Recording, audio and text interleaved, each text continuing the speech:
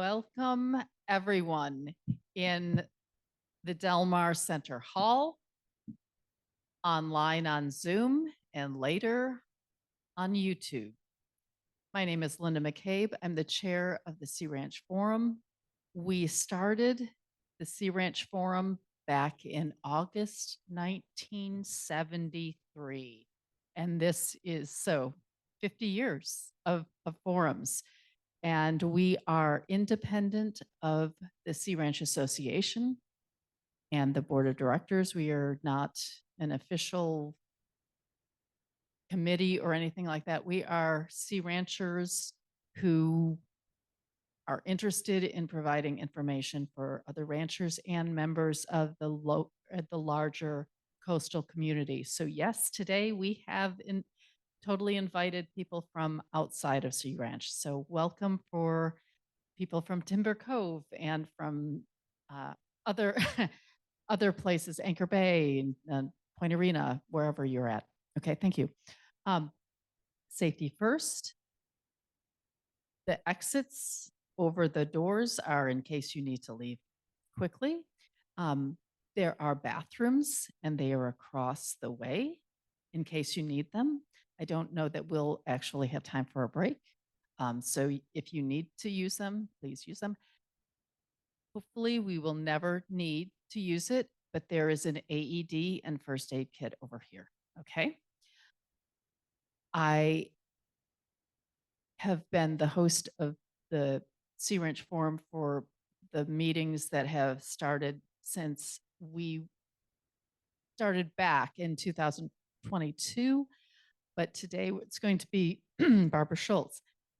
One of the reasons is I personally am going to be leaving early because I am part of the cast of the Ladies Forum, which is part of the Sea Ranch Thespians. It's our 49th production. And thank you. Call is at 3, and this goes from 1 to 3. So I'm going to be skirting out a little early, and curtain is at 4. For those who haven't gotten tickets yet or haven't seen it, it's very funny. And so you just need to contact Carol Emery to get reservations ahead of time. And as a preview for future forums, we don't have anything scheduled just yet, but I did talk Carol Emery into wanting to do a forum about the Sea Ranch Thespians. His next spring will be their 50th production. Yes. So I think that's wonderful. And I've also been approached to do a forum about the upcoming ballot measure to increase funding for firefighting. So that's going to be one of them. And I just talked with Leanne Lindsay yesterday about potentially doing one for KGUA radio, which is our local public radio. And we depend on them, especially in times of emergency like we had last January. Okay, so that's the preview. And since I won't be here, there's another tradition that Sea Ranch Forum does. At the end, we have little things come out to put our chairs on. So it'll help the facilities and resources crew so they don't have to put them away. Okay, so now I'm going to turn this over to Barbara Schultz, who is my partner in the Sea Ranch Forum. And this topic is a passion of hers. The first time I met her, she started talking about this issue because it's something that's personal for her. She was told that she couldn't have renewed insurance. So she sought out, and then she's been asking questions about this ever since. And she persuaded Rex into doing this. And today's date was when Roy was going to be in town visiting Rex. And so I know there's a lot of other things going on today. That's why it is the things of alignment. So, and then the other speaker, I forgot your name. David Shew. David Shew. She saw him, and I saw him also in May online on the University of Berkeley's graduate student presentation. And she heard his background. I'm like, I want him also.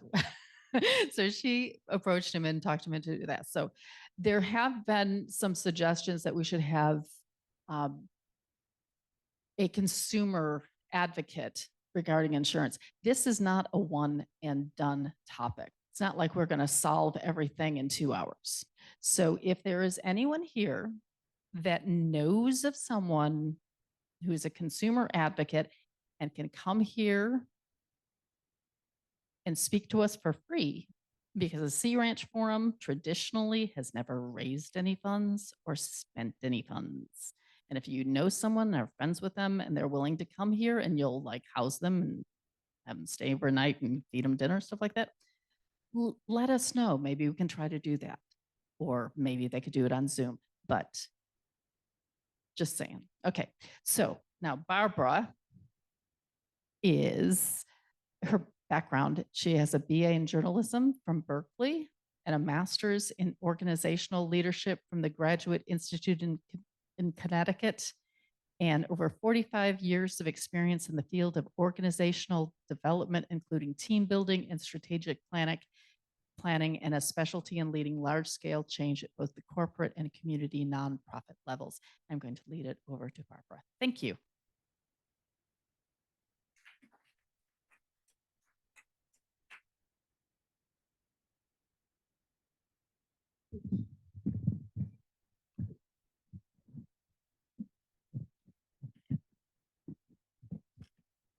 Thanks, Linda, and thank you all for coming. I'm just so grateful that you joined us here today live, and also hello to the so far 73 people online. I'm going to have my back to you for a little while, sorry. So I just want to clarify, I do have other passions. But I'm very grateful to Linda that she let me live this one out and bring what I've been learning to all of you. So I get to see this one through and also share what I've been discovering, especially from our presenters, who I'll introduce in a moment. I want to find out first who's here. A lot of warm, friendly faces. Thank you for coming again. So how many people here are from Wallala and Anchor Bay? How many from my friends the Beams? Welcome. How many from Sea Ranch? Great. Timber Cove? Oh, great. Hello. And I know we have someone here from Irish Beach. Hello, Irish Beach? Yes? Have I missed anyone? I said, well, yeah, that's right. So of the people who are here in the room, how many people have received non-renewals for their homeowners insurance? So 1, 2, 3, 4, but 15, something like that? Twice. All right. Wow. How many of all of you that are here consider what they're paying currently for homeowners insurance to be affordable? How many not so much? Okay. How many people here in our communities feel that our communities and our leaders are doing everything possible they can to keep our homes safe from wildfires? How many feel they're doing everything they possibly can to keep our homes safe from wildfires? Great. How many would like to see more being done? Certainly a clear bunch of people. So why are we doing this forum? Why now? I want to give you a little background and fill in what Linda said as well. One thing to keep in mind, this summer, the summer of 2023, has been the hottest on record globally in 40 years, according to a number of studies. This one from the European Union of Climate Change Service. Meanwhile, here in the past few years, the number of homeowners whose insurance policies have not been renewed has been on the rise. And also those who've had significant increases in their policy. So 2 years ago, my husband, David, and I became aware of this trend. Hi, David. Because our homeowners insurance was not renewed. And for 3 months, you know what, if you've been through it, you know what this is like. It's panic, city. What am I going to do? Where do I go? So we were able to find, after 3 months of searching, another provider. So whew, problem solved, right? Relief granted. Well, temporarily. And it got me wondering what was going on behind those pesky notices. Anybody else wonder what was going on behind those pesky notices? That's why you're here, right? Yay, okay. It started me on a journey that just kept unfolding and revealing more and more. So there are lots of synchronicities along the way. I can't mention them all here. But then I discovered Rex. Actually, Susie Gilly introduced me to my neighbor, Rex. And she said, yeah, he knows something about insurance. And I said, really? Let's talk. Well, I had no idea how much he knew. And I've since had many conversations with Rex, and believe me, he knows a lot. Way more than most. Early on, and he'll tell you this, my questions for him were as challenging as many of yours will be, right? But I kept listening to his answers, and I began to learn from him that something bigger was occurring within the insurance industry, something much bigger, clearly driven by significant changes occurring within our climate. So along the way, Rex sent me information about the climate research being done in South Carolina at the Insurance Institute of Business and Home Safety. That has a kind of rhythm to it.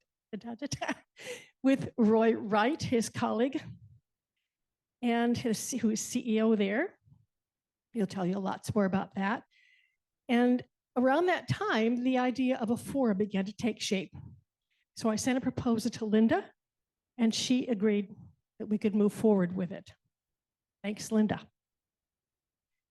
So about a year ago, I met Scott Smith at a volunteer picnic here. He's chair of the Commons Landscape Committee and well-versed in urban planning and ecological systems. He told me about a project he was doing with the UC Berkeley professor, John Radke, and his students. I later met with these students and their professor, and I learned more about their project. It was a case study for fire resilience in an at-risk community. Guess what that community was? Sea Ranch. So when they were presenting, I watched their final report, and David Shew was one of the jurors there. And I found what he had to say rather astonishing.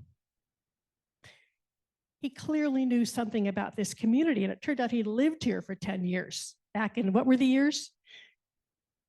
From 86 to 96. 86 to 96. So he said something like this. Larry Halprin had a plan to create a dynamic landscape. Perhaps it's time to update his vision with new plans. What? Perhaps even to revisit the original values of Sea Ranch and examine more closely if they really still fit. Do they really fit? Just look at them again, especially given the changes that we can expect going forward, given climate change. So I contacted David, and he agreed to be on this panel. And so this forum took shape. And thanks to Linda, today I can introduce these very knowledgeable people. And while I have the mic, I also want to thank Heidi for helping us with the slides and Paula for helping us greet.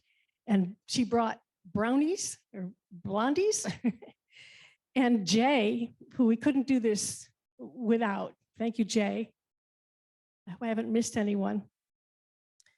And I've also want you to, if you haven't noticed it, I prepared a resource sheet because there are some things we're not going to be dealing with today, as Linda mentioned.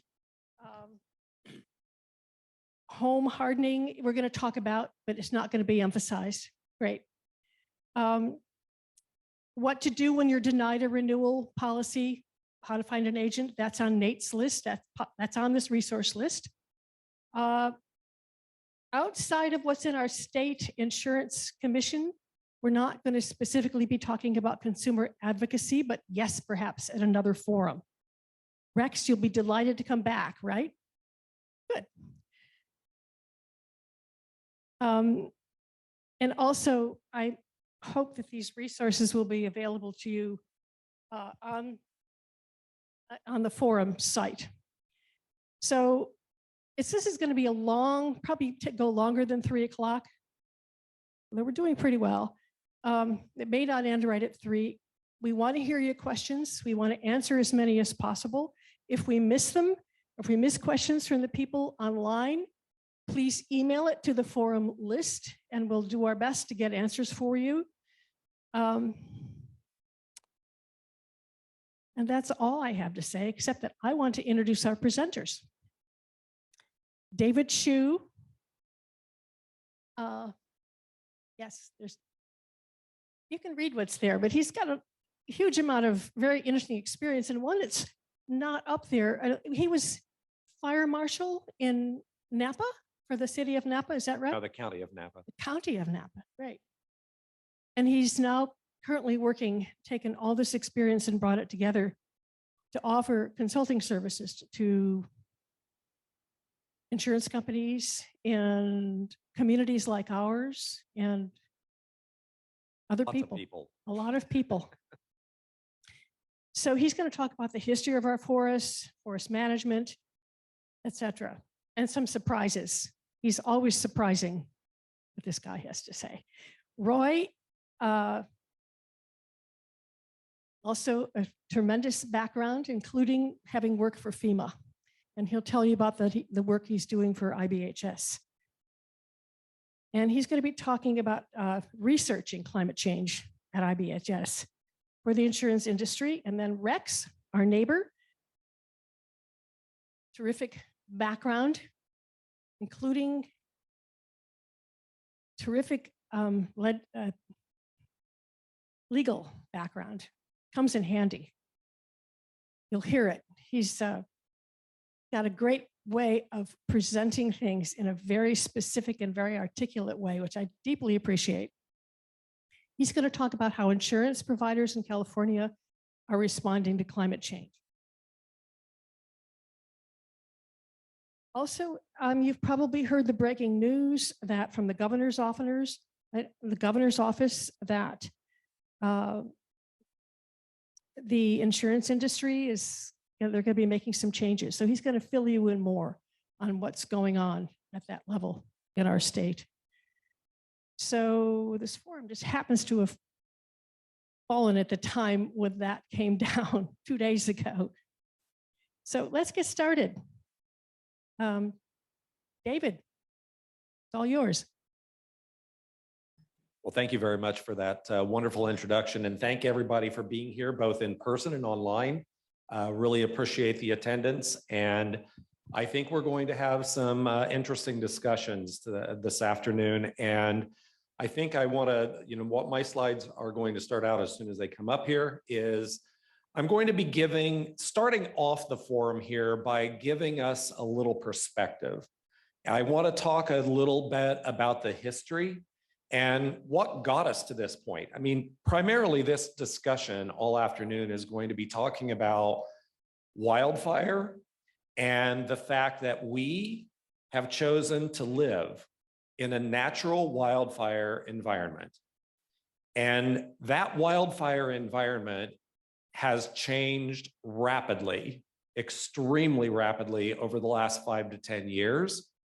And by every measure from every researcher and scientist across the globe, is predicted to become even more intense, more catastrophic, more frequent in the years to come.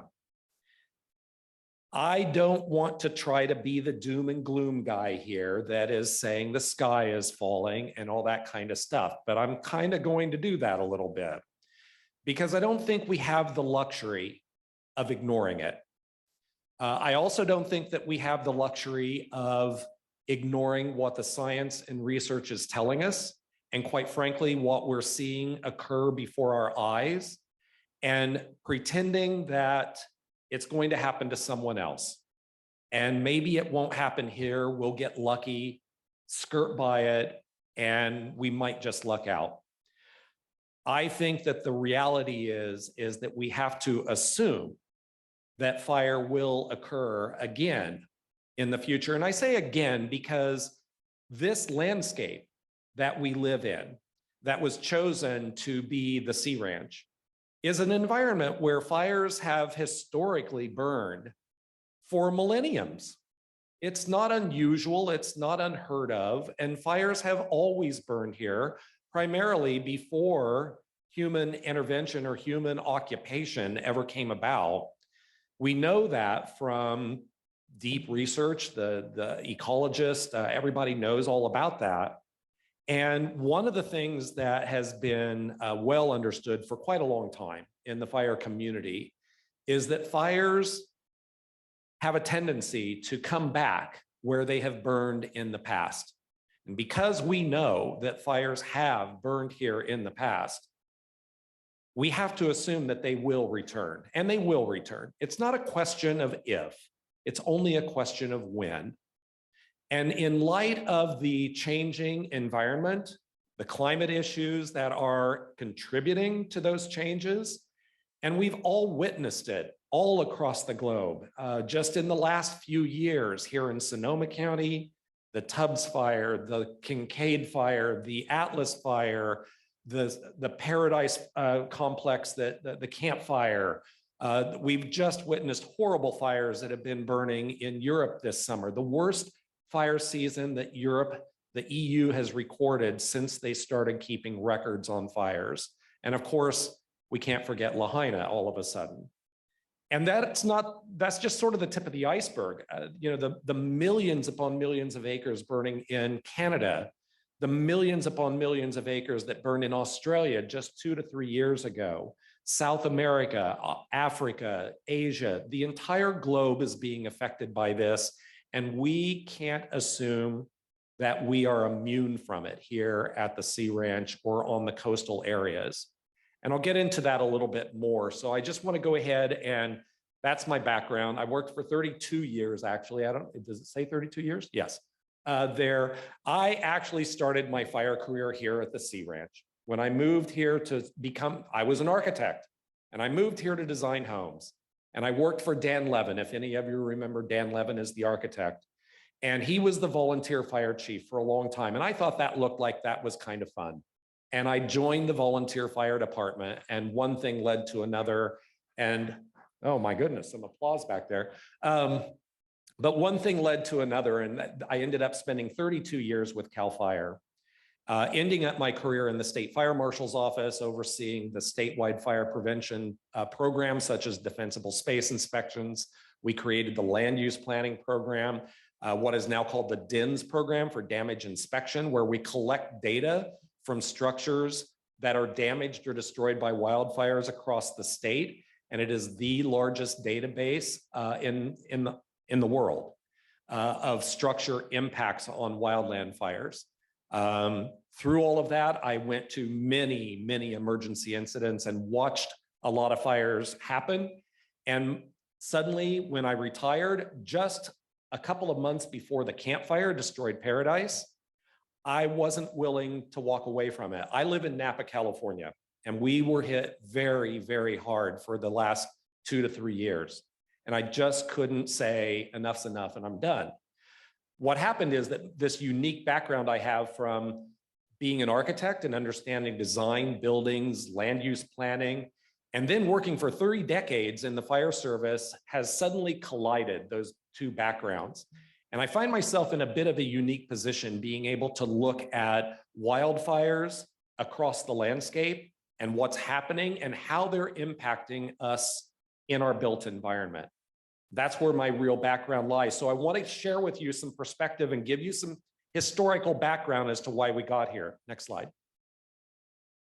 So the history of wildfire disasters is new just in the standpoint that we are experiencing disasters worse than we ever have. But I'll tell you, this past Sunday, I can't remember what date that was, September, whatever. This past Sunday was the 100th anniversary in 1923 of a major wildfire in the Berkeley Hills that destroyed almost 500 homes. That was one of the first fires where, you know, Berkeley, right? A lot of homes in Berkeley in the late 1800s and early 1900s. What was really popular to build homes with? Wood shakes siding, wood shake roofs. And when the fire erupted in 1923, 100 years ago, almost 500 homes were destroyed. That again happened in the 1940s, just after World War II. And again, we can't ignore the Oakland Hills fire that is officially known as the Tunnel Fire in 1991. So these fires repeat themselves. They're not unique to a single time or place. They repeat themselves in largely the same areas. So, but before all of that started happening, before we occupied these spaces, natural fires routinely burned through the landscape on average once every 5 to 10 years. Because there was no one here to put it out. There was no one to stop the fire, but because fires occurred so frequently on the landscape, pre-settlement, the fires kept everything at bay. It basically was Mother Nature's way of sort of cleaning things up. It would burn off the grasses, it would burn off the pesky, twigs and saplings. It would keep the vegetation burned down to a manageable level that Mother Nature herself could contain. There were occasionally some larger fires that would blow up and burn, but of course there was no one here for it to impact. Native Americans, when they started settling, recognized fire as an actual occurring natural event and used it to their advantage. They did not look at wildfire as an enemy. They didn't think of it in terms of a bad thing or something that they needed to control or fight. That term, fighting wildfires, we've all heard that, right? We're all saying we're going off and fight the wildfire. Think about that for just a second. That is the only natural disaster on the face of the planet that we think of in terms of some anomaly that is a battle that somehow we as the human race can fight and somehow win. We don't go out and fight a hurricane. We don't fight tornadoes. We don't fight floods. We don't fight earthquakes. But we think we can fight a wildfire and win. And why? Because we've been doing it for about 150 years and we've been very, very good at it. And that's the historical context I want to put this into, because natural wildfires burned routinely through this area and kept the landscape in a much different method and view than what you see today. When you look at those low burning fires at the top picture, that is an example of what fires routinely looked like. They were low intensity. They weren't large explosive fires like you see on TV today. It kept an open park-like setting that was quite natural. And we don't see much of that anymore because those routine fires aren't burning through. If you go to the next slide, this is an example. This is a series of photos taken in exactly the same location over a period of just 80 years. It starts in 1909, goes to 1958, and then 1989. And because fires were taken away from the landscape, you can see the natural growth of the vegetation that evolved because no management and no wildfires were placed on that landscape. And what you see on the right is more common of what we know today of our landscape in the vast, landscape of the Western United States. I used to have a lot of people that asked, I don't understand, how did the wagon trains coming over for the gold rush ever make it through the Sierras with all that thick brush and all that dense forest and everything? The fact is, it looked like the picture on the left. There's no one alive today to be able to tell us that that's what it looked like, but we've got diaries and journals that we can read from people, and photographs were beginning to be taken. And so we do have photographic evidence and written evidence that that's the way it looked like, and that was normal. But that's not what anybody thinks of today. Today, a lot of people think of the photograph on the right as normal, and it isn't. The photograph on the left is far more natural and far more normal, that existed for millenniums, long before people came here. And the triggering year that set off this massive change was 1910. That photograph on the left was taken in 1909, and 1910 is a very critical year. You have to kind of build up for a few decades prior to 1910. Of course, the gold rush happened. Lots of people moved out to the West. And then trains were invented and settlement, and suddenly people started flooding out to the West, and industry started happening, and timber harvesting and things like this. Now, mind you, the railroads themselves were contributing a lot to fire ignitions, these big belching steam engines that were driving through the forested landscapes and stuff. But what it did is that you have to think of the mindset of the human cause back then. Back then, it was the Industrial Revolution, and there was a mindset in society that people really thought, we have the ability to control Mother Nature and bend her to our will and make her do whatever we want her to do. And then 1910 hit, and there are some really good books written. It's called The Year of Fire, The Big Blow Up. There's a number of different names for it. But in 1910, there were a series of millions of acres that were burning across the Western United States. And guess what? Smoke and ash was traveling across the country and falling in New York and Washington, D.C., much like what we see today. But that was the first time that had ever happened back then. And there was so much evolution of building up in the late 1800s and the early 1900s of frustration of fire interrupting our ability to expand and build industry and things like that. There was a growing anger at wildfire. And when 1910 hit, that was the straw that broke the camel's back. And the decision was made at the federal level. That was the year, 1910 was when the genesis of the Forest Service that we know today, with the fire crews putting out fires and things like that, that's where that all started, was in 1910. That's when Congress put funding forward saying, okay, we've had enough. Fires are too dangerous. They're too interrupting of what we want to do, and we need to put fires out. And guess what, folks? We got really, really good at putting fires out. And what happened is that it evolved into the picture we see at Wright, because we put fires out. We essentially removed the natural fire landscape from the environment, which changed the entire ecosystem, and we are suffering from that today. So now we are choosing to build and develop and move into forested environments like we see on the right. That is not a natural environment, but it is still a wildfire environment. And we were okay with that for about the last 80 years, until the last 10 to 20 years, when fires suddenly started growing a little bit. And in the last 5 to 10 years, the trajectory has just shot right off the charts. You hear every fire you go to, somebody saying, this is unprecedented. We've never seen this before. On some level, they're right. We have never seen it before, not in recorded history. We know things like this have occurred in the past, but nobody lived there then. It didn't hurt anybody. It didn't kill anyone. But that's what's going on today.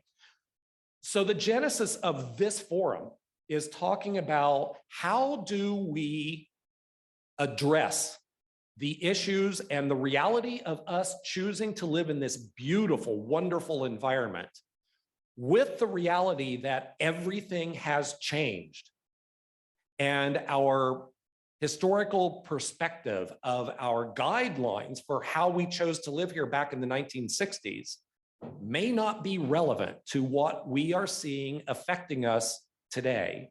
And we have to address that. And so that's what we're going to be talking about, all of us here. And of course, how that affects insurance and how that affects our buildings and all these kind of things. So that's kind of the background and perspective that we're going to be putting this into. I'm going to rush through a lot of slides here real quick. Now, I hope the sound plays on this. We'll see. This is a video. I'm going to preface this. This is a video that was taken by one of the first firefighters that arrived on scene the morning of the campfire. This was in November. Here we go. That's the wind you're hearing. That wind was between 80 to 100 miles an hour, blowing through the Feather River Canyon. That was near the ignition point when the campfire started that morning on November 8th, 2018. As we all know, within a few hours, the town of Paradise was largely gone. And this is very personal for Roy. I'm sure you're going to talk about it, as he had family members there that lost their homes. And so these are the kind of fire conditions that we are experiencing more and more and more across the globe. And as a 30-year veteran of I'm going to be a little biased here, I consider to be the best and most awesome wildland fire agency on the planet. We don't have any tools to fight something like this. There are not enough fire engines. There's not enough aircraft. There's not enough firefighters who will ever be able to put something like that out. When we're fighting those kinds of winds, those kinds of fire spread, we can't put those out. Now the question comes, we've now spent 100 to 200 years building neighborhoods, communities, entire towns in environments that can be affected by this type of wildfire event tomorrow. But we're not prepared for it because for that past 100 to 200 years, we really didn't pay attention to how wildfire would affect those buildings that we were designing and building in these forested and wildfire prone environments. And now it's coming back to kick us. One of the luxuries that we do have, however, is the fact that because these fires have gotten so severe, if there is any silver lining to any of this, it is simply the fact that that severity and the numerous fires that we are having are allowing us this extremely fertile laboratory from which we can learn. And we are learning fast, not just in these environments, but in the research lab that Roy runs and other research agencies around the globe that are teaching us and validating us what we're seeing on the ground in real life. And we're learning what we can do. So I want to switch it up and say, we've chosen to live in a wildland fire environment, and everything that we've built was largely not considered to be built, designed, or landscaped in a way that would be resilient to an oncoming wildfire today. But we know how to change things. We know how to build better today that will affect those things and make it more resilient. It's not necessarily cheap or easy, but it makes sense. But it is also a change, a pretty big change in some cases, about how we think about attractive landscaping around our homes, about how we think about communities as a whole existing in a wildfire environment. My dream is that these fires are going to continue to burn and get worse. But can we build and change our environment so that when these fires burn through, our homes, our communities, our neighborhoods are still there because we've taken the steps that we know will work to allow that fire to burn through and not destroy the entire community? That's my vision. That's where we need to go So that's what we're going to continue to talk about here. Let's go to the next slide and I'll try to get through these very quickly. This is just a chart. This is off of CAL FIRE's top 20 list. The top 20 largest California wildfires and the top 20 most destructive wildfires. The other list they keep is the top 20 deadliest wildfires. Of course, Lahaina now is the deadliest fire that we have in modern history. It isn't the deadliest fire in the history of the country, but it is the deadliest one in modern history.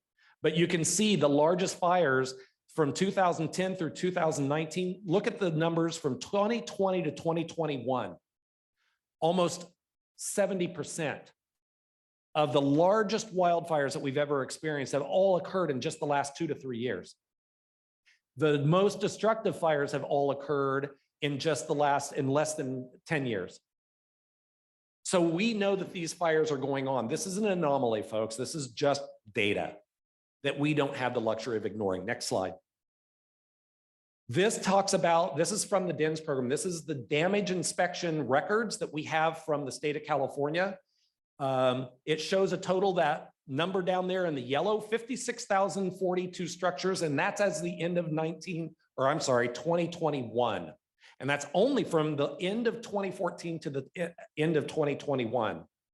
2022 didn't have a lot of destruction, only 2,000 or 3,000 structures. It's odd that we think that a year that only destroys 2,000 to 3,000 structures is now what we consider to be a good year.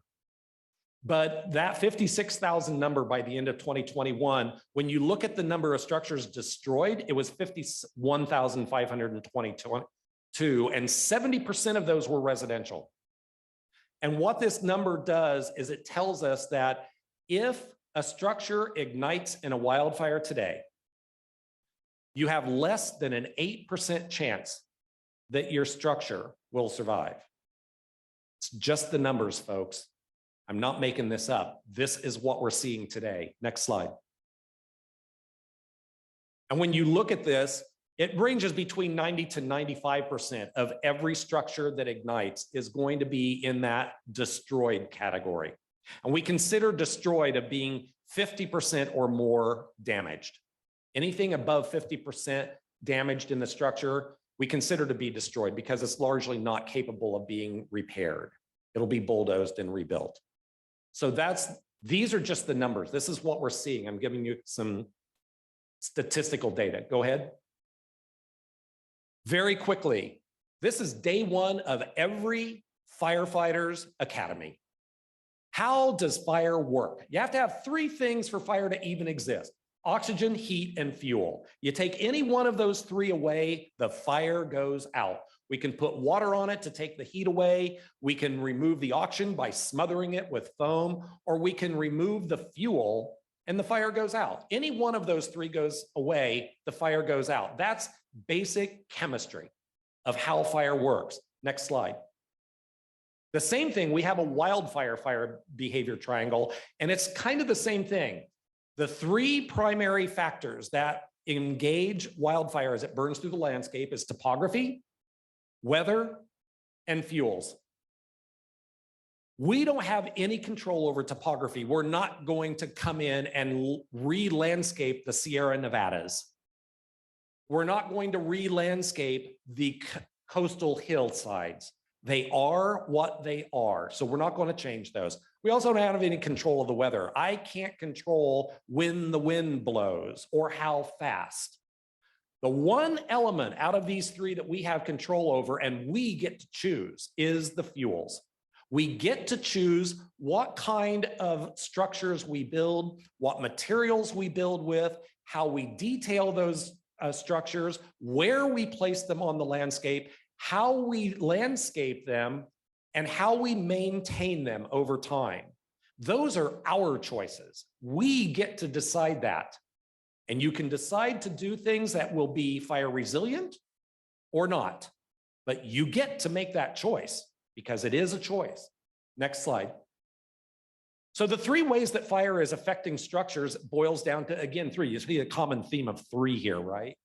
So there is the 3 ways that fires are burning into structures. So we have, I'll start at the bottom. If you have a lot of fire very, very close to a structure, the radiant heat from that fire could be enough to ignite that structure if the structure is close enough to that flame length.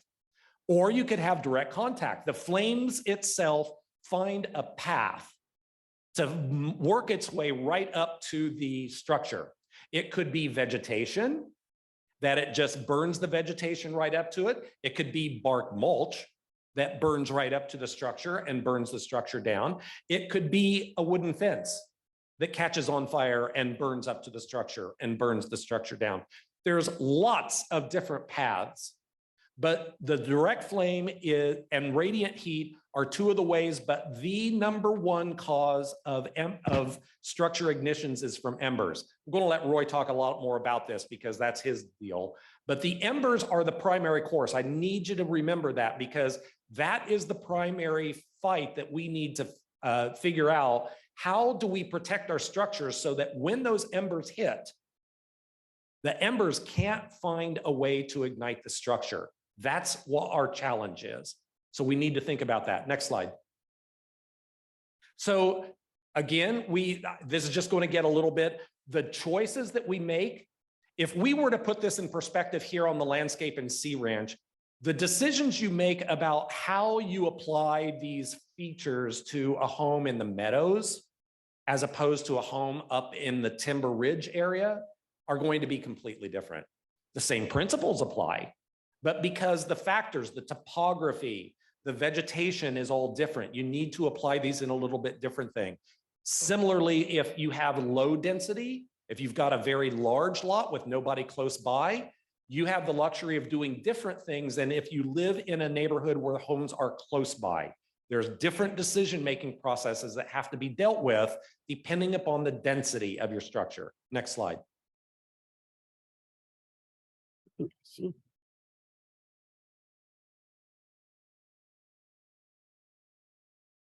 And this is a slide that was developed by Alex Marangides with NIST, the National Institute for Standards and Technology. And I really like showing this slide because think of you going to your oven to cook dinner and you're turning the knobs to get just the right heat and flame to cook your dinner. We've got two knobs in the wildfire environment. We have your exposure to your house and we have how you harden your structure. And in some areas, you may need to harden your structure more than what the exposure around it is. In other areas, the exposure is going to be more important and you need to turn that dial up a little more. So these two dials can be adjusted according to your particular house, your particular siding, and your materials that you're using. And you really want to go ahead and figure out what the right setting for your home and your property is. And that takes some deep understanding and education about how to do this. But once again, we know the formulas. We know the solutions of how to do this to make it successful. Next slide. This is just this is kind of thrown in there with, are all of you familiar with the fire hazard severity zone maps from CAL FIRE? They just renewed them for the first time in over 15 years. They just came out. This map was published in late 2022. It was adopted, I think, in June of this year. Am I correct in that? Rex probably knows. But I think this is the new fire hazard severity zone map. The coast used to be red as very high. Basically, there's three categories. You're either in a moderate fire zone, a high fire hazard zone, or a very high fire hazard zone. The coast used to be red. It's now been reduced up where the sea ranch is to high because the evaluation said the hazard isn't as high as what we used to think of. And primarily that factor was because the frequency of fires here is not that frequent. It doesn't mean that you can't have a severe fire. You can, and we've seen them here on the coast, but the frequency of them are not that much. So when you're looking at hazard maps, you're looking at a long time frame. What is the hazard over a long period of time? And they reduced it from very high to high because the historical repetition of fires here is not as frequent as we see in other parts of the state. Next slide. This is a slide. We want to talk about fences and such. This is in the glass fire that just occurred in 2020. It started in Napa, blew across the valley that evening, burned up over the hills, came into Santa Rosa. This is one of the communities in Santa Rosa that was burning. And what we do know about this is that this is a fairly new neighborhood with fairly new houses. And guess what? They use this lovely bark mulch to landscape all their yards. The fire engine, a fire engine, happened to be driving by. We have this documented. A fire engine drove by. You can clearly see the fence was burning, right? And the fence was burning right up to the house. You can see the charring and the house beginning to burn, but they knocked the fence down. They put the fire out and then rapidly raked along the edge of the house to get the bark mulch away. Wouldn't it have been nice if that flammable combustible fence had been replaced with something non-combustible and the bark mulch had been removed before the fire started? Those are the situations that firefighters are having to go into and take care of, those things that you as a homeowner could deal with yourself. And then that charring of the house might not occur. These are the principles we're looking at. Next slide. This is just very quickly, it's a messy slide, but I'll tell you what it says in a nutshell. The building codes in the state of California were adjusted in 2008. That is when Chapter 7, the fire resilient chapter 7 is the WUI code, the Wildland Urban Interface Code, went into effect in 2008. What this does is that we've analyzed all the structures that were lost and damaged in fires and found out that there is a reduction. All the structures that were built past 2008 when that code went into effect have less vulnerable chances of igniting. We have more survival structures when they're built to that higher code. So we know codes work, and we know that the building materials and the structures actually have a higher survivability rate. So that's an important slide. Next. And then we're just going to get into, obviously, defensible space. This ties into that larger landscape thing because depending on where your site is located, we don't have, we're not in Kansas. We've got hills. We have to deal with that. Going to the next slide. And this is just, again, talking about defensible space. I'm not going to read through all of that, but the defensible space is not in itself a panacea. We can't just look at the defensible space and say, let's look at the landscape and deal with the landscape and we'll be okay. No, because we've got that ember problem that we talked about earlier. So your home has to be established and hardened to make sure that it resists the embers that could ignite it. And it's a combination. And again, you go back to that dial slide where you get to kind of ramp it up and decide which one gets more attention. And that's the issue. Next slide. And this is an example that I just wanted to show very quickly that this is in the glass fire. And this is a property owner. You can see where their property was there in the middle. And they had spent several years prior to that fire hitting of doing vegetation clearance. You can clearly see they didn't clear cut the whole area, but they removed enough vegetation that when the glass fire, as heavy and hot as it was, began to hit the area where they had reduced their fuel load, the fire dropped to the ground and in fact left a nice area of green trees that weren't even touched because it was just burning through that lesser landscape and then burning around it. And once it passed the area that they had not treated, it just came back together and kept roaring towards Santa Rosa. Okay. Next, I'm just about done, all right? I've taken too long here, I think. Firewise, we all know about Firewise. This is a Firewise community here. It's a neighborhood approach that everything has to be looked at from a community level. Next slide. Go ahead to the next slide. That's just more Firewise information. And again, the importance of that defensible space and the home hardening. It's a combination that we have to choose from. Next slide. All of these things come into play. We don't get to pick and choose. We don't know enough yet to be able to just give somebody a list and say, here you go, just do these things and you'll be okay. I hope we get there someday, but we're not there yet. So all of these things come together, and there's a lot of education that has to be done with everybody involved in this to understand this problem and design and build and maintain better. Oh, next, I'm sorry. And that's it for me. Did I take? Questions? We're gonna hold the questions until the end. So Roy, you're on. Beautiful. Take a little while to load Roy's slides. Just give us-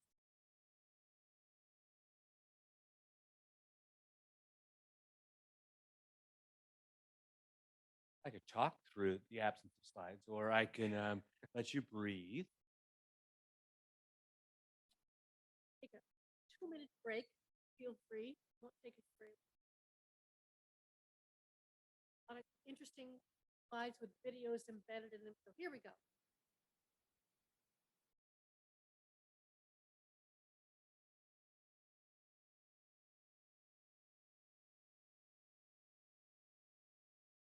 So I'll go ahead and dive in right here. So we are with the Insurance Institute for Business Home Safety, and this is our facility. It is a 6-story chamber that allows us to test hurricanes and wildfires, everything at full scale. We handle 135-mile-an-hour winds. We do quite a bit of work for hurricane, tornado, other severe convective storm work. Fortunately, you don't deal with winds quite at that dimension here, but we're the only place in North America that can do full-scale testing of structures when embers attack them and look at the elements that play there. This works across a whole series of hazards that are there. The property insurance industry came together and donated the money to build this facility. We are a 501c3 nonprofit.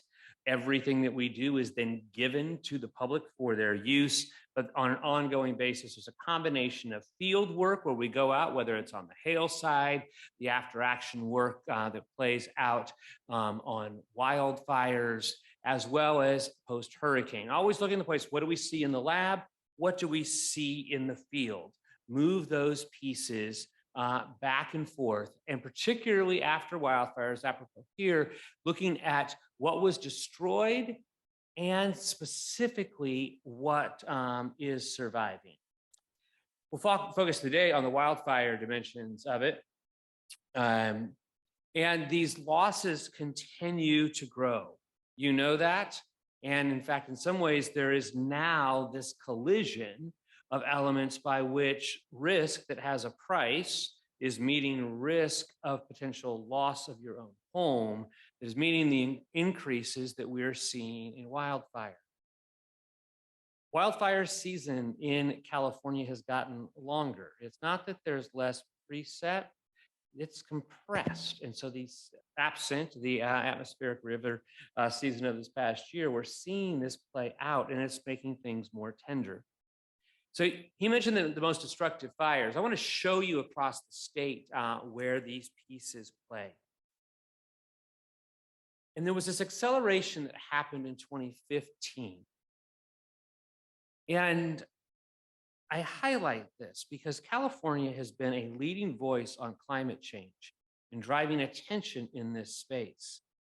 Yet, I grew up in California, although I don't live here today. We watched this tension. It says, we want to be leaders on climate change. We want to take the actions, but we don't want to take the actions closest to our own home, and we most assuredly don't want the price of that risk to go up. You can't say that the risk of climate change is increasing and that the price is going to go down. So we look at a national level at these elements related to billion-dollar events. One more click on that one, if you would, for me. There's been 371 of these billion-dollar events. And there's a wow factor to that. But I keep living in this space that goes, we need to make sure that we're just not admiring these numbers. We need to make sure that we're actually doing something about them. Otherwise, they're just going to come visit us.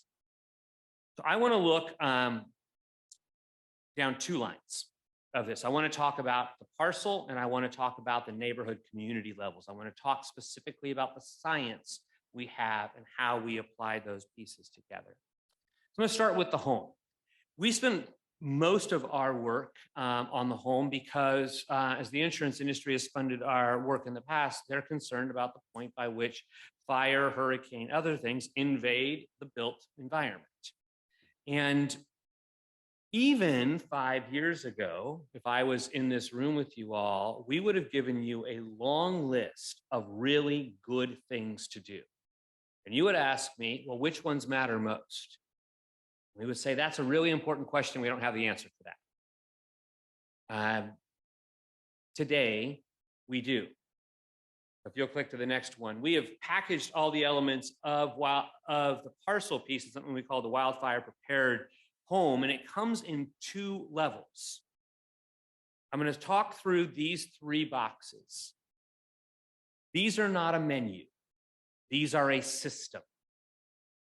Let me be very clear. There's times by which people want to start going, oh, I want to take just these couple things. I like them better. No. I'll show you that list in a second. But these three pieces have to come together. First of all, a Class A roof. Absent wood shake shingles, more than 99% of Californians already have a Class A roof. So whether that is asphalt shingles, tile, or my favorite from Wildfire as well as a hurricane perspective, which is a metal roof, in terms of its ability to withstand these pieces. If embers land on there, they're going to shrivel up and go to bed. They're not going to cause an ignition. Secondly, a set of building features. To the degree that you have attic vent or undercrawl space vents, they need to have mesh put in place so that embers, when they come your way, cannot get into that space. It is a very cheap action to take, but it is a pivotal one, combined with the bottom 6 inches closest to the at the base of the siding or the cladding. Embers accumulate there, and so that bottom 6 inches. This one's another good news. Going back in California building practices for 25 years, that is a standard element because of termites. And so that's an element. The roof, many, maybe all of you already meet. The 6-inch beams, many of you, almost all of you will meet. And then we turn to elements of defensible space. Defensible space comes in 3 levels, and this is part of the graphic that David was showing us. The 5 feet closest to the house, 5 to 30, and 30 and beyond.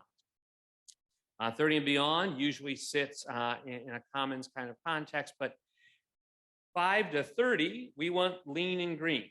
I'm going to talk about that in a neighborhood and a parcel space. If it's dead, it ain't worth keeping. You're providing tinder if it's dead. So lean and green for 5 to 30, but the 5 feet closest to the house. The science is crystal clear about this. Don't give the embers any way to take hold. 5 feet, non-combustible. A number of ways to get there. Particularly in a community like this, there's not grass up next to homes per se, but some kind of gravel base, oftentimes something that matches the colors of the ground, so the browns and grays that might be in place. You want to make sure that if you have a deck, it is wrapped around so that, again, embers cannot get underneath that space. What we see over and over again is when these 3 things are taken together, we significantly reduce the likelihood of ignition from embers. Embers can still come and land, and they will simply dissipate. You'll click me one more. After that is met, then we go to the next level. So we talk about fencing.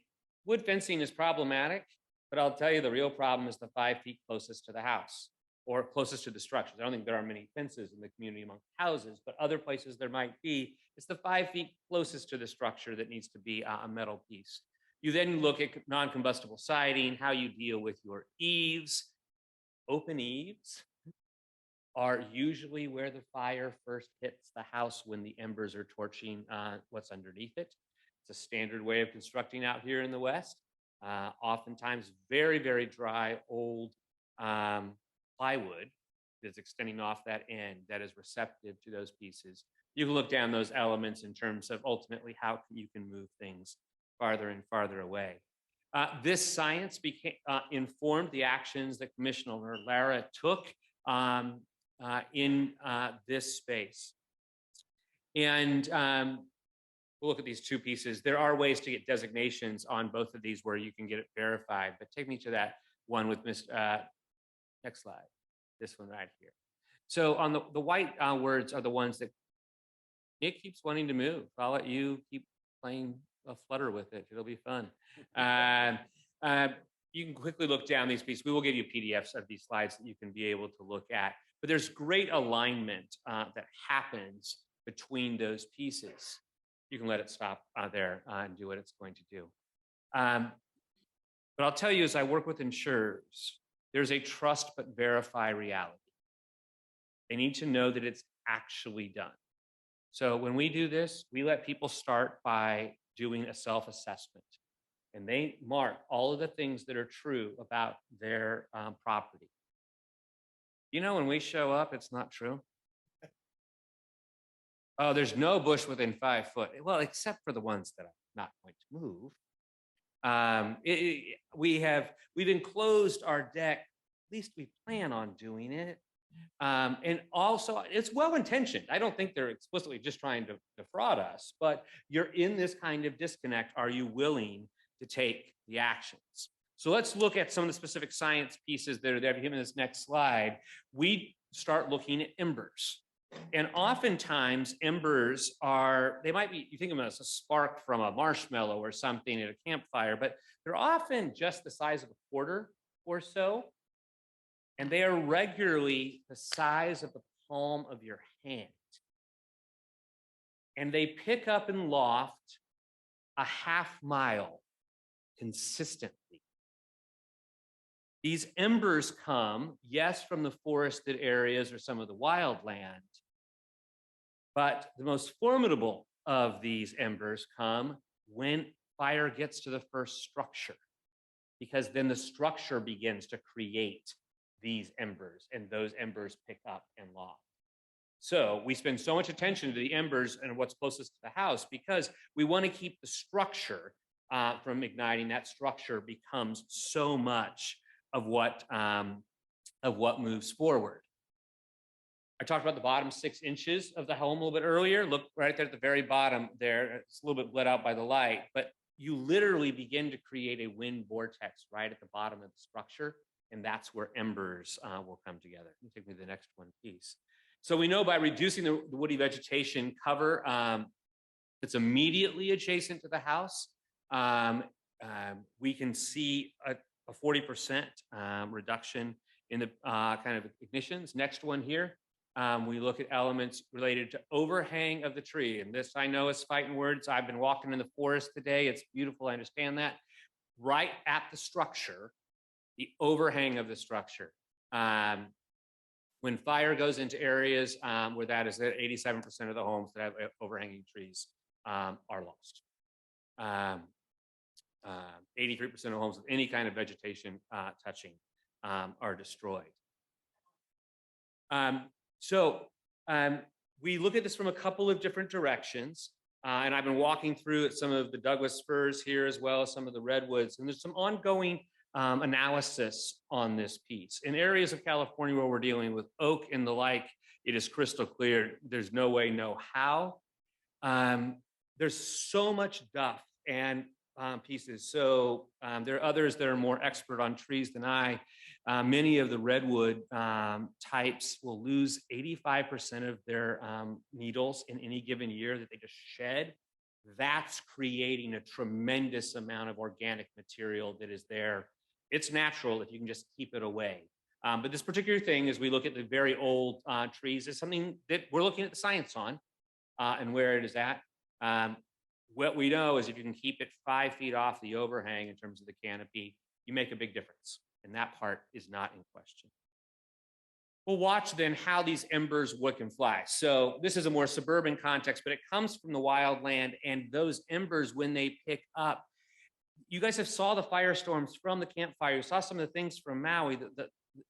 The sky goes dark, but they said it was like I was in a hailstorm of fire. How did this happen? These are the kinds of pieces that are playing. Let's go inside of the community context now in terms of the neighborhood context. If you'll click me one more time, we begin to look at this down two pathways. One in terms of existing factors and another down controllable factors. There's environmental, overall vegetation, the kind of infrastructure that is in place, the topography elements that we were looking at. But we looked then at the parcel level, as well as the fuels that are inside the community and the kind of regulation and enforcement that is placed as controllable factors. So let's look at the existing pieces. Topography, the weather. We look at the surrounding vegetations and the built environment vegetations. We then look at density of structures. When can you see your neighbor versus when you can't? Right? This really becomes this kind of context about how close are the structures together. And the supporting infrastructure, which you all do in combination with CAL FIRE here. That topography is not changing. It's a given.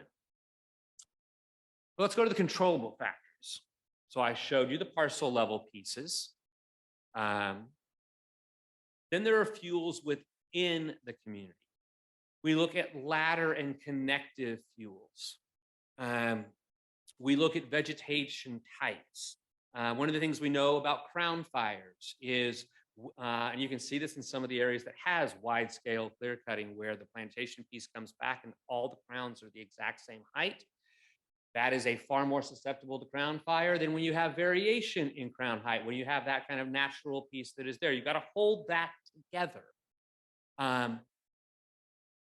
There's 17 different kinds of vegetation zones across California. They act in different ways. And there are differences between them. I'm not going to say they're not. Universally, dead fuels are points of failure. By the time you see dead fuels in those spaces, as I walked on some of the trails today, you get in some places, clearly there's 100-year-old redwoods or older that are have raised up there. There's very large Douglas firs there, and there's a lot that's on the bottom. Oftentimes I'd be looking out and half of what was there on the bottom, which was less than 20 feet tall, was no longer alive. The trees that had fallen down that become the ladder fuels. You'll be on the trail, you're like, that tree, the windstorm knocked that tree down. Now it's leaning up against the other. That is the classic ladder fuel that ignites in that space. And so the other control deals with the kind of community-based regulations. Firewise is a good step in that direction, but in what ways does the HOA enforce the pieces at both the structural level and the parcel, as well as more broadly in these pieces?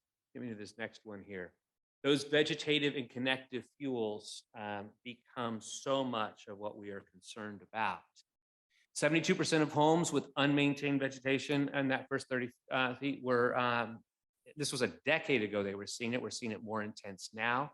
And I leave this bottom one here because I want to make a point that defensible space is not a guarantee. Defensible space guards against embers. But if you're at the center point of the inferno as it comes through, the defensible space is not changing. So I want to, as much as I'll push for it, I'll say it's what the science says we need to be doing. There's limits to it. Mother Nature, as these things play out, we collectively have the ability to narrow the path of damage. I don't want to leave us in a place by which, hey, I got 5 great things, you do them, and fire will never come to visit in your neighborhood. This is the exact point that David made a little bit earlier in terms of the percent that are hit at this point. I'm going to show you a little bit of the research study work that goes on directly at the lab, where we look at everything again in these kind of full scale, looking from structure to structure. What happens once that fire is there? Because we're watching so many times. Once one of the structures is ignited, it becomes this. We look at the flame length pieces about how close that can get to structures, and we rain embers like there is no tomorrow. We want to understand what survives and what does not. We do the after action pieces on the large events. I'll be headed over to Maui here just this next week or so. Again, we're interested not in what burnt, but what survived. Are there characteristics of the structures? And as devastating as the fire was there in Maui, there are 3 subdivisions on the northeast side of town that did not burn. Now, there's no infrastructure in that town. There's no water, there's no power, there's no internet, but their homes survived. And so they'll be on pathways that are in that space to look at what happens when that fire is up next to the house and it then moves to the eaves. I'm going to punch through here pretty quick. We can hit click. There has been an evolution in our science. We'll click again, please. And we have published a number of pieces, one more, that are available. If you go to ibhs.org/wildfire, this home mitigations that matter, it looks at the last 40 years of science that lead up to this space to show you each of the individual items. And when we published this past week on conflagration, David mentioned my parents and brother lived in Paradise. They evacuated that day. And the kind of conflagration that played there, 19,000 structures were lost. 19,000. You know, people in that community, lots of big old redwoods and pines. There had been ignitions outside of town for a long time, and they were convinced the wind would just never turn and blow their direction. They were confident of it. That fire ignited at 6:30 in the afternoon, 7 miles out of town. The winds pulled that in. And once it got into the community, the winds abated a little bit. They were 35 to 50 miles an hour. It's actually worse for embers than 80 miles an hour because none of them were getting blown out. And the town was gone in 4 hours. That cascade happens. And there are actions that we can take. So my last piece that is here that I'll set up to hand over to Rex. Scalable resilience requires actions on a whole set of fronts. When we're constructing the homes, the builders and developers that we're working with and the homeowners and the choices that are making matter. Consumers have to be willing to do things, even if it changes some of the aesthetic, but allows them to preserve their communities going forward. Most powerful and effective community-based organizations are HOAs when it comes to making the choice collectively and then enforcing the choice collectively. It is hard to get to consensus on these pieces, but once you do, you can be just as vociferous about the colors of structures and what hangs around them as you are about what is directly adjacent to them and susceptible to fire. How do you make your own investments, particularly in the common areas that are there related to fuel loads, particularly of what is dead? But this collectively comes to a series of nudges because risk has a price. And I'm going to hand things over to Rex. As I do, I'll make one point because he's going to describe a whole lot about what's going on in California. There's been a lot of turbulence. We talked a lot about the wildfire piece here. It is one of the elements affecting this. It is not the only element affecting it. And I think we've got to bring a level of sophistication to this to understand how those pieces hang together. It's easy to point at just one or the other, but that needs to play in that broader way. So with that, I'll pause and turn to my friend, Rex Frazier. Thank you.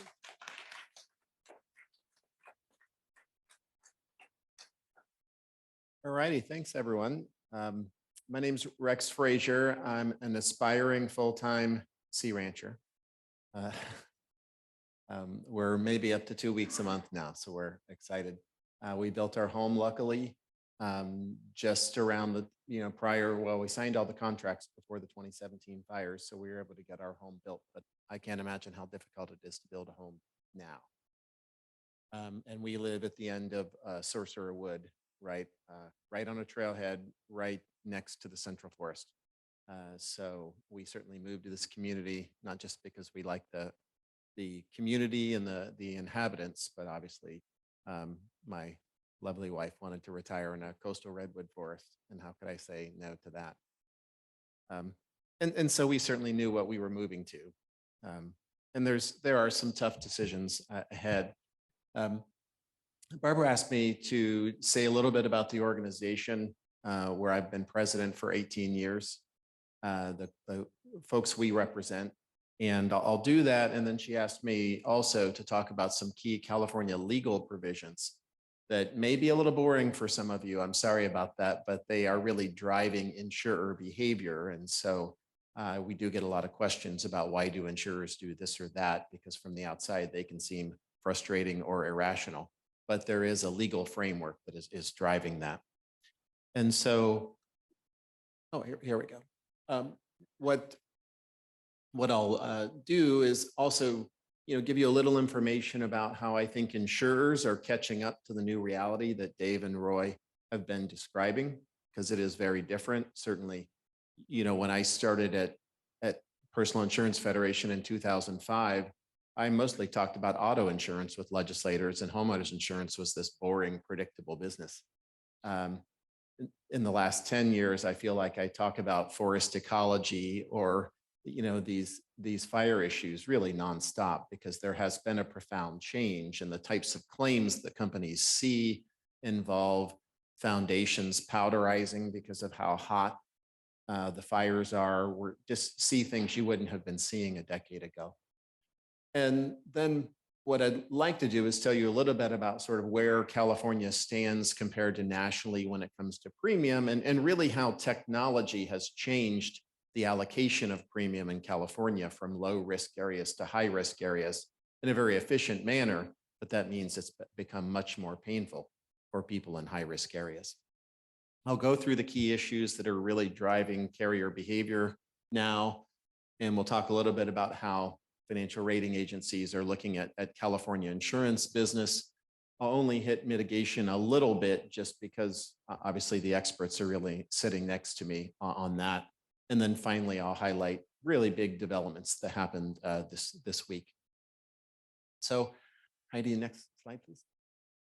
So in terms of the people that I work for, they're very large property casualty insurance companies. You'd recognize most of the names. The names you don't recognize, it's only because California is so gigantic that even giant companies that come here from other states, it takes them a very long time to grow here.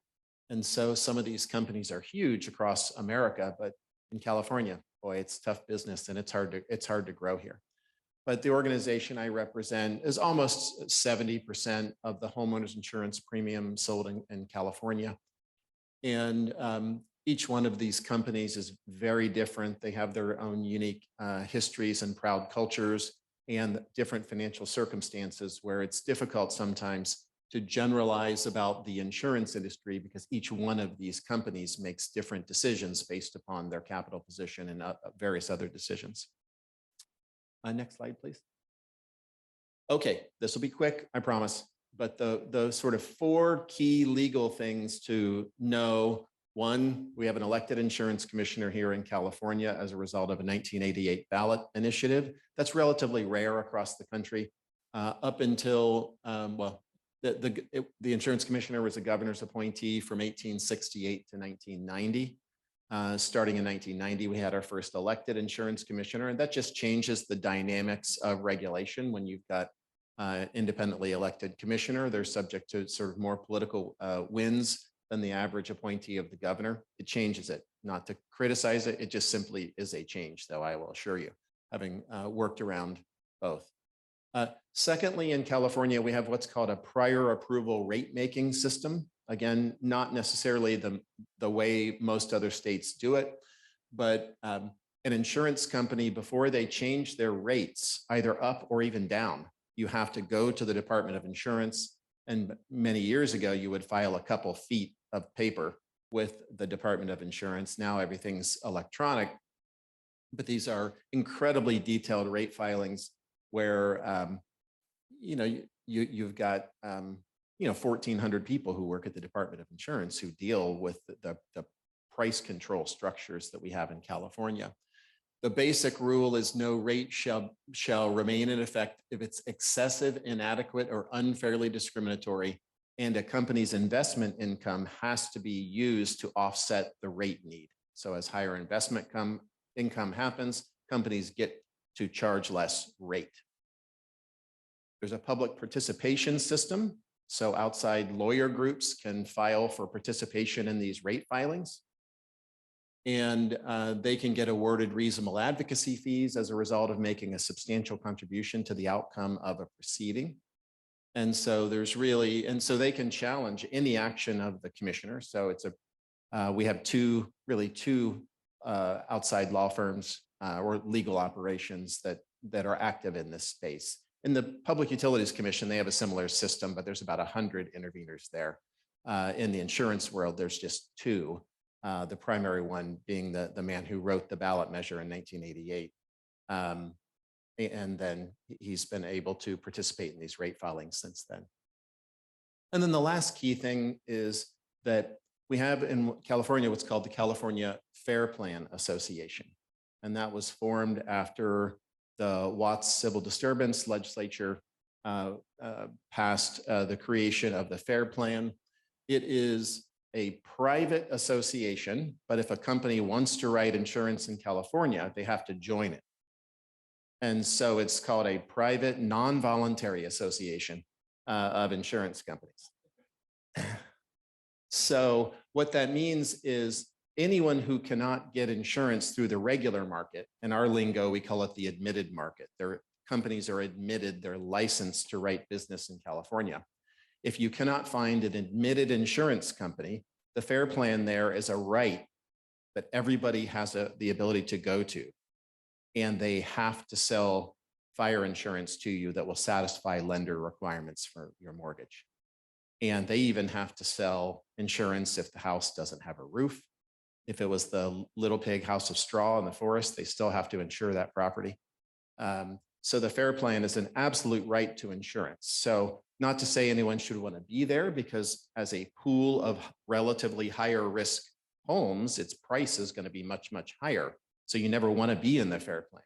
But anyone who needs to close escrow, anyone who's in desperate straits, you always have the ability to get fire insurance. So when people say they can't get fire insurance, that's never true.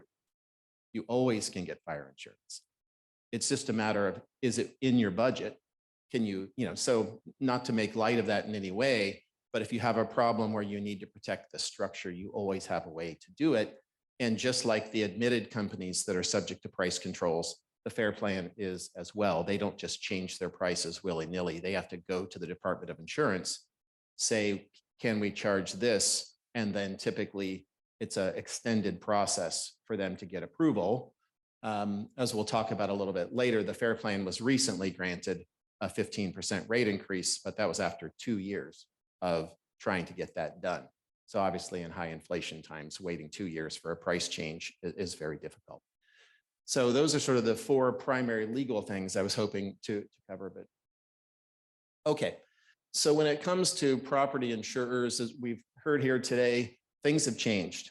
If you look at the left side of this graph, well, what this is trying to show is the blue line is the cumulative profit of the homeowners insurance industry since 1991.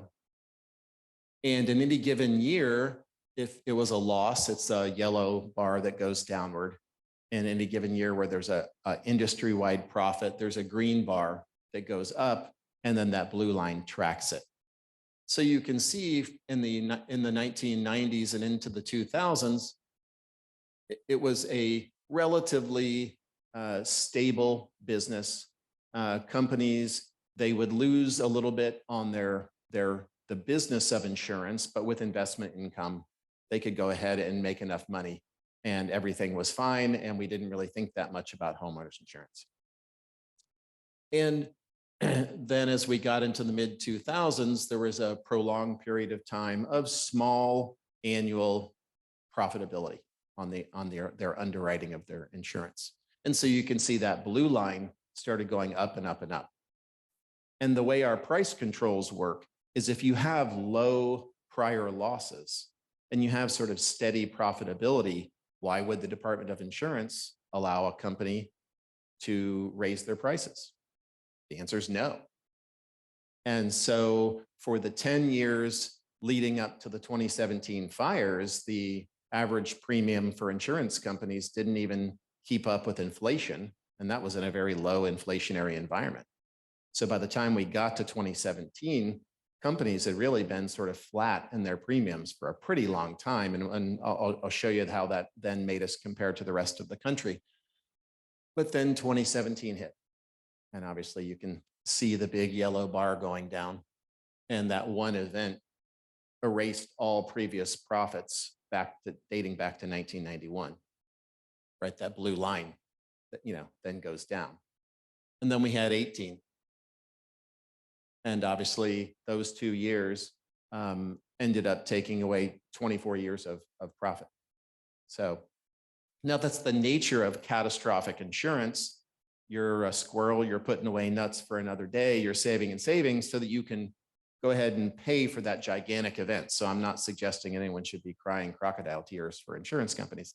That's just the nature of the business, that you save and save and save. But then we have a system that says, oh my gosh, look at how much money you're making. We shouldn't let you make all that much money, but they're saving it up for the giant event, right? So what do we want? Do we want to allow them to become resilient so they can pay for these big losses or not? So in any event, 2019 or 2020, it shows as a year of profitability. That's only because that's the year companies got paid back by PG&E for starting those fires. So those restate the financial results. But 2020 was a very devastating fire year. It's just, that was what's called a subrogation payment. Companies got back 50 to 60% of the money from, you don't get all your money back from the utility for the fires they cause, because they'll just keep litigating. And so at some point you just have to say, okay, enough's enough, we'll take it. But certainly in the PG&E bankruptcy, the largest creditor in the entire bankruptcy was State Farm, because they're the largest insurance company and they had paid $2 billion in claims. And I know this will surprise you, but they wanted some of that money back. So when I say it's from ho-hum predictable to profitable to climate vulnerable and uncertain, in watching the way the companies behave, I really saw them change their behavior in 2019. 2017, obviously massive, both Northern and Southern California fires. But I think most carriers looked at it and said, that's the nature of the business. And then 2018 hit and something changed, because in May of 2019, the FAIR plan grew 4% in a single month, right? So something was happening where companies were clearly starting to non-renew in their highest risk areas, and more people were getting stuck in a situation where their only option was the FAIR plan. Right, if you could advance. Now, one thing that won't please this area is that companies have gotten a lot better through the use of all the fancy technology that exists now in discerning high versus low risk. And so in high risk areas, if you think of, the way a rate filing works is the state lets you charge a certain amount of premium, let's say $100 a year. And then you have to figure out how you allocate it among your customers, but you're only allowed to earn $100 in a year, right?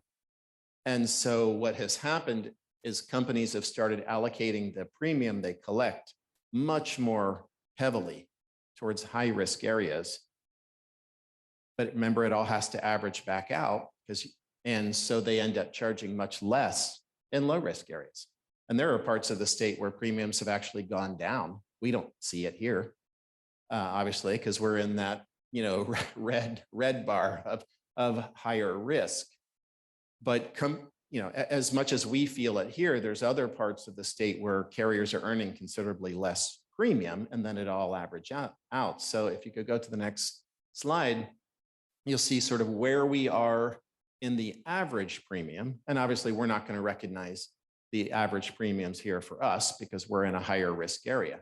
But once you take all the lower risk areas and you look at what's the average premium that's paid in California, you know, we're middle of the pack in the country. And so you can see and I wish I had newer numbers, but this is the National Association of Insurance Commissioners. They don't get us numbers out as promptly as we would like. So these are the latest national numbers but you see the hurricane states, Florida, Louisiana, Texas. And most of Roy's research for the past, you know, many, many years has been focused on how do you harden a structure so that the wind won't blow it down. And that was hard for them to figure out, what do you do? Simple things like don't have a front door that opens inward, right?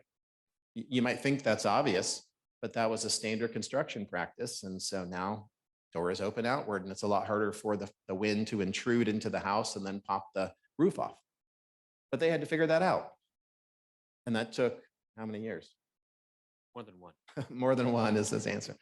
So it's just a lot. So the problem with fire is that it's not just related, your risk is not just related to what you do on your property, because that's, you know, what they've been showing us. You can do everything right on your property and your property can still burn down. So they're trying to figure out what else do we have to do to really make sure that we're ready to reduce the risk that we have. And they're in the middle of it, but they're just in the middle of it. They put out really cutting edge research on home hardening, but now they've got to move to how do you make a community adapt and be resilient? And that's super hard. I don't envy him. But you can see in these places where hurricane, you know, and maybe that's the first place where we see the impact of climate change, and we're just getting it now 15 or 20 years later. But you see what has happened in areas that have had to be confronted by the price of paying for damage related to climate. And I assure you, when you look at Louisiana and the average premium's $2,000 a year, and ours is $1,241, do you think it costs more to rebuild a home in Louisiana? It does not. Once you adjust these numbers for the average income in California, we're one of the cheapest, you know, states in the country. And so, you know, on one level, shouldn't we be happy about that? That's great. We're cheap. But there's a trade-off. Maybe if you can go to the next. And so the key issues from the insurer perspective that they're trying to deal with now that we're really seeing a change in the types of losses and the frequency of losses, certainly the severity of losses, is one, how quickly can a company go to the Department of Insurance and get a rate increase? Two, we're an outlier. We're the only state in the country that rates insurance the way we do, and then we're surprised that things get difficult. But we'll talk just a tiny bit about how you project your losses going forward. Should you use a backward-looking average of what your losses have been in the past, or should you try to figure out a home's proximity to things like topography and fuel and wind pattern and things like that, as well as reinsurance, which is kind of a boring thing to talk about, but it's one of the most important things that are affecting us right now, and no one really understands it. And then lastly, the FAIR Plan growth, because maybe you'll be as alarmed as me, but the FAIR Plan can take down the insurance industry in California, and I'll explain why. So the next slide, please. So for homeowners insurance filings, you can see that as the number of filings have increased, because every insurance company is scurrying to the Department of Insurance saying, oh my God, we just lost our shirts and we have to charge more or else we're not going to be able to stay as open. You see the number of filings the Department of Insurance approved, and those, obviously, they're slowing down, right? Because these are a lot, the workload is increased, and these filings are for really big increases. And so the department staff, they're just asking a lot more questions, as you would expect. But at the same time, their ability to get through these filings is dramatically less. And the average approval time, you can see as of 2022, it took almost a year for a homeowner's filing to get approved by the Department of Insurance. And, I just think about, what if people told Two Fish Bakery they couldn't change their prices for a year? Do you think they'd keep operating the same that they do? This is such a profound inflationary environment. And it's not just in homeowners insurance, it's in auto insurance. The auto claims depend on things like how much does it cost to buy a used car? Because if you total out the car, your claim is based on how much it takes to get a substitute used car. Well, those are 50% higher than pre-pandemic. Right? Auto repair costs are 30% higher. And you go to the Department of Insurance, and from the stay-at-home order in 2020 until October of 2022, the Department of Insurance did not grant an auto insurance increase for 2.5 years. There was a freeze. There's no basis for that other than the Department of Insurance. You just can't fight City Hall. And so they said no for 2.5 years. So as homeowners experience has become more difficult for companies, on one level, if they at least had a profitable auto insurance business, that might help them, but they don't, because there was a price freeze for 2.5 years.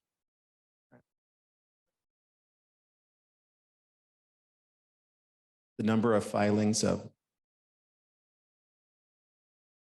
well, they all eventually get approved, but they don't get approved for what they asked for.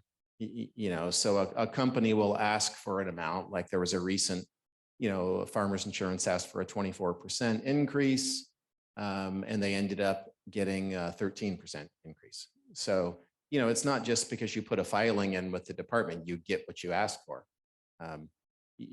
They have very experienced rate staff that ask all sorts of questions, a very complicated rate formula. Trust me, really complicated, in writing is a formula for every single element of a rate, an insurance rate calculation. Lawyers like me have to know that, but it's pretty boring. But the department will question things that are in a filing, and all of a sudden your request goes to a lower number. And then these outside lawyer groups who come in, they want to make sure that they chip away that, because the only way they get paid is if they make a substantial contribution to the outcome. And it's harder for them to get paid if they don't make sure that the rate increase gets chipped away. So by the time you're done with it, it could be a year later and you might get half of what you asked for. And so again, we might feel happy about that, right? Stick it to those companies. Let's make it hard for them to increase their rates. But at the same time, they don't have their businesses just like everyone else's business. And they have a capped rate of return. They have a capped profit factor in California. So it's not like they're a hedge fund that can make whatever they want, or a Silicon Valley group that has an IPO and all of a sudden they make 1,000% on their money or whatever. That's not the way this works. This is price controlled by the state of California. And so it's pretty difficult. Now, carriers have accepted this for a really long time because inflation was low. And they didn't need to go to the Department of Insurance and ask for a 10 or a 20% increase. But the weaknesses in that system became apparent when inflation became what it is. And now they're really stuck. So there's inflation, and then there's these changing nature of these disasters. And now they're scrambling to figure out, how do we fund all these promises that we've made to everybody? Because remember, insurance, it's a promise. And while we want companies to write more and more policies, before that, we want them to make sure that they can keep their promises to everyone else who's depending on them. Next slide, please. And so there's two things we do that no other state in the country does when it comes to rates. One is that a key part of figuring out how much a company is allowed to charge is actuaries' battle over what do you project your losses will be in the future. And if you project your losses are going to go up, both the frequency and the severity of the losses, then the law will allow you to charge higher amounts. If you think your projected losses are going to calm, you get to charge less.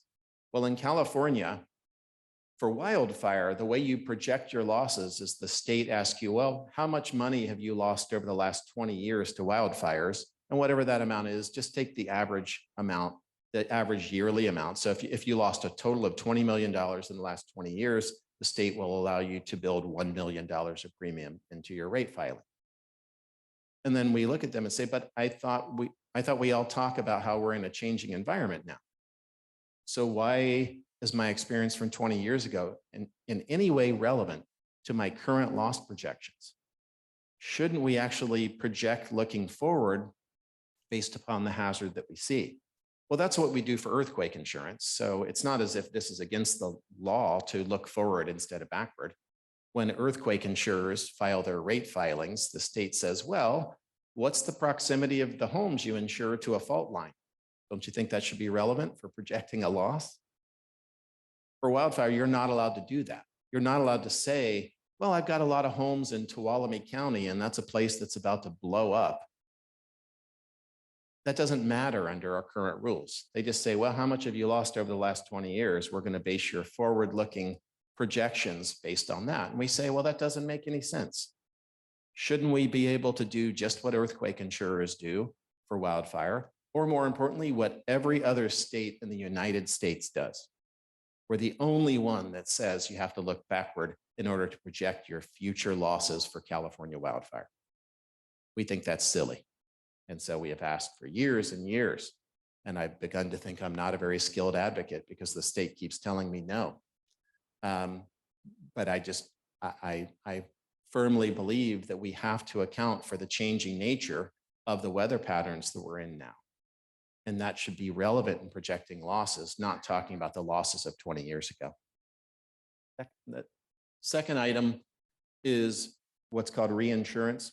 So the insurance companies who operate in California, they have enough money to insure about 65 to 70% of the homes they currently insure. So the way solvency regulation works is you have to have a certain amount of money compared to the premium that you have in force. The old way of doing it, it was a simple 3-to-1 formula. You're allowed to have 3 times the amount of premium to the amount of money you hold. And we should like that because we want to make sure insurance companies have money to pay claims, right? We can't just let them keep writing and writing and writing and not have enough capital to support that business, okay? And so that calculates something called a leverage ratio, a 3-to-1 leverage ratio, premium in force to how much money do you have? Well, insurance companies don't have enough money of their own to write every home in California. And so what they do is they sell part of their business to other insurance companies around the world. And that takes premium off their books. Now their leverage ratio is more manageable and they're allowed to sell more. And so as you keep writing premium, then selling part of it around the world, you socialize, you globalize California wildfire risk. And in markets from London to Bermuda to Dublin to Geneva, you've got companies that buy California wildfire insurance. And in doing so, in taking the premium that the companies here have earned, they give part of that premium to these insurance companies around the world. It allows the companies here to then sell more and more and more. And the only way that they can serve as many people as they do is because they've sold so much of the business around the world. And that's what reinsurance is. So as boring as it may be, it's this fascinating part of the business where it's the only, everyone else is helping us insure our risks here around the globe. And our companies here don't have enough money on their own balance sheets to do it. But even though this is an obviously integral part of their ability to serve everyone, California, again, the only state, and to say, when it comes to a rate application, we're going to act like you don't do those reinsurance transactions. And if the cost of those global markets goes up, That's a you problem, insurance companies, because too bad you don't get to raise your prices because you have this global market that has changed. Now, for earthquake insurers, they're allowed to do that. If their global reinsurance costs go up, they can go to the state and say, well, the only way we can serve this many people is to earn more money so that we can pay the higher prices. Because if we can't pay the higher prices of these reinsurers, we're going to have to buy less coverage and we're going to serve less people, right? Reinsurance, all it does is allow you to serve more people. And if you can't afford as much because your prices have gone up and you can't charge more here, then you have to serve less people. And that's what's happening right now. Because California is not willing, at least at this point, to recognize an actual cost that's verifiable. There's contracts to demonstrate how much they're paying. And so when we're so anomalous, I mean, truly, we're the only one in the country on these two issues that does it this way, even though we allow earthquake insurers to do it. So it's not like there should be a philosophical problem with it. And then people get surprised when insurance companies have difficulty figuring out how to serve every home and to accept every application. Next. Now, the last item is the FAIR plan. So remember, the FAIR plan is nothing but the insurance industry. There's no government backing. There's no state general fund coming to the rescue. If the FAIR plan runs out of money, guess what happens? They say, hey, insurance companies, we're short $1 billion. And you know, State Farm, you write 21% of the market. Cut me a check for $210 million. Thank you very much. And the insurance companies just have to top up the FAIR plan whenever it runs out of money. So risk that companies said no to up front comes in the back door of the FAIR plan. And they have to pay any capital call that comes their way. And so as the FAIR plan's growing, it's a house of cards. All we're doing is deferring a future catastrophic loss that can debilitate the insurance companies. And so you can see that blue line, that's the growth of the FAIR plan. As we don't have a process in place where companies can get through a rate filing quickly enough with a methodology that allows them to actually price their business in a way that allows them to pay claims in the higher risk areas, the companies have started to be more discerning about where they do business. And at this point, since the 2017 fires, every single insurance company in the state of California, except State Farm, has non-renewed customers. State Farm still has not non-renewed a single customer. And their growth in 2021 and 2022 was profound. So in 2017, State Farm wrote 17.6% of the market. And at the end of last year, they wrote 21.2% of the market. They grew 3.5 points of market share in 6 years. To grow 1% is like an accomplishment that people would get bonus for. They grew 3.5 points in 6 years.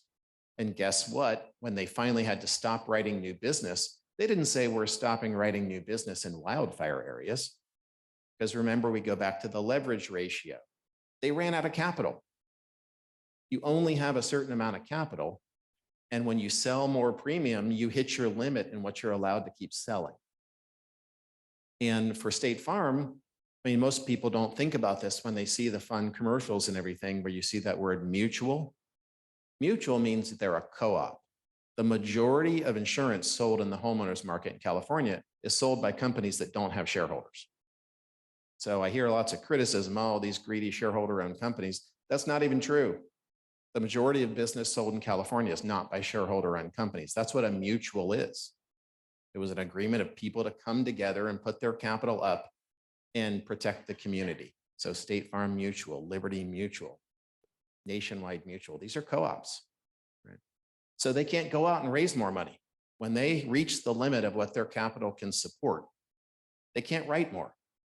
And State Farm for 2021 and 2022, they kept writing when no one else was. They haven't non-renewed anyone to this date. And they finally hit their limit. And then the FAIR plan is jumping. So the largest writer by volume right now in the state is Farmers Insurance. They're willing to write 7,000 new policies a month. Last month, the FAIR Plan received 25,000 applications. They wrote 13,000 policies last month. So the FAIR Plan is now double the volume of the largest writer of new business in California. Truly unsustainable. And all we're doing is allowing the FAIR Plan to grow to a point where they're going to be probably by the end of the year have about $300 billion of exposure on their books. They don't have enough money to pay those claims. And so if we can go to the next.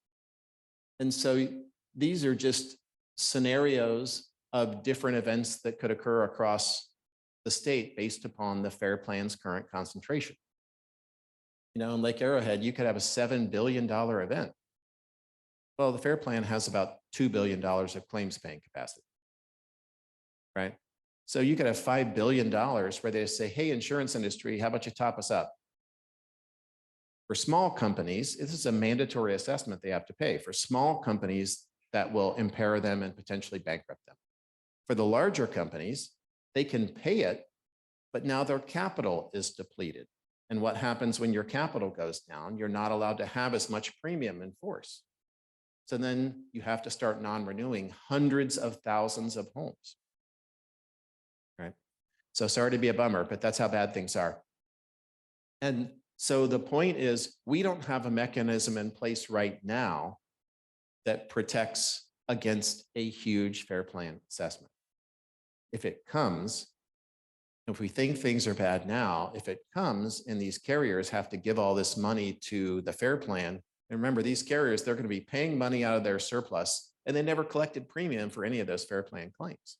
They're not prepared for those FAIR Plan claims. They don't have any system in place to prepare for those. And you cannot go to the Department of Insurance currently and say, hey, can I charge more and start building up a fund so I can be prepared for one of these FAIR Plan assessments. State law does not currently allow that. Right. So obviously things have to change. Next. So naturally, one of the prominent rating agencies just this week moved the outlook for US homeowners from stable to negative, owing to deteriorating underwriting performance. And it's a tough time right now in this line of business because we have not just inflation, but we have the differing nature of the hazard that we face. We have much longer periods of prolonged dry combining with our seasonal winds. We have peak fire season now that is much longer than it used to be.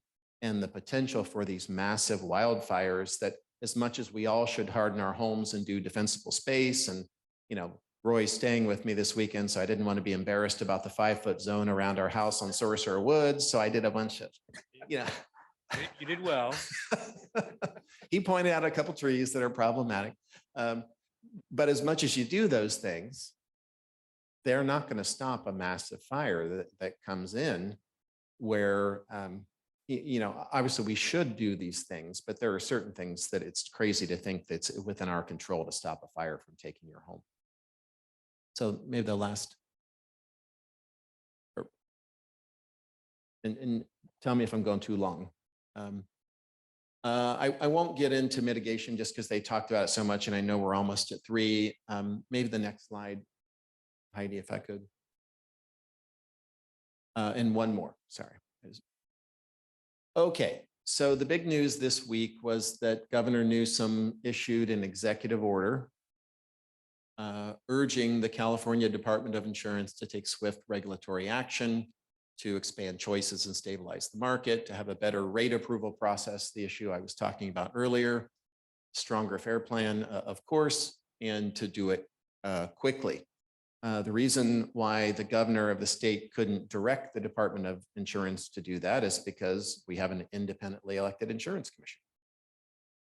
And so, you know, Commissioner Lara, he calls the shots for the Department of Insurance. The governor doesn't, but it's never good to cross a governor because, you know, they control your budget and things like that. So obviously you have to take into account his desires. And so the governor put this out, and then in the same day, the next slide, the commissioner announced a whole host of actions.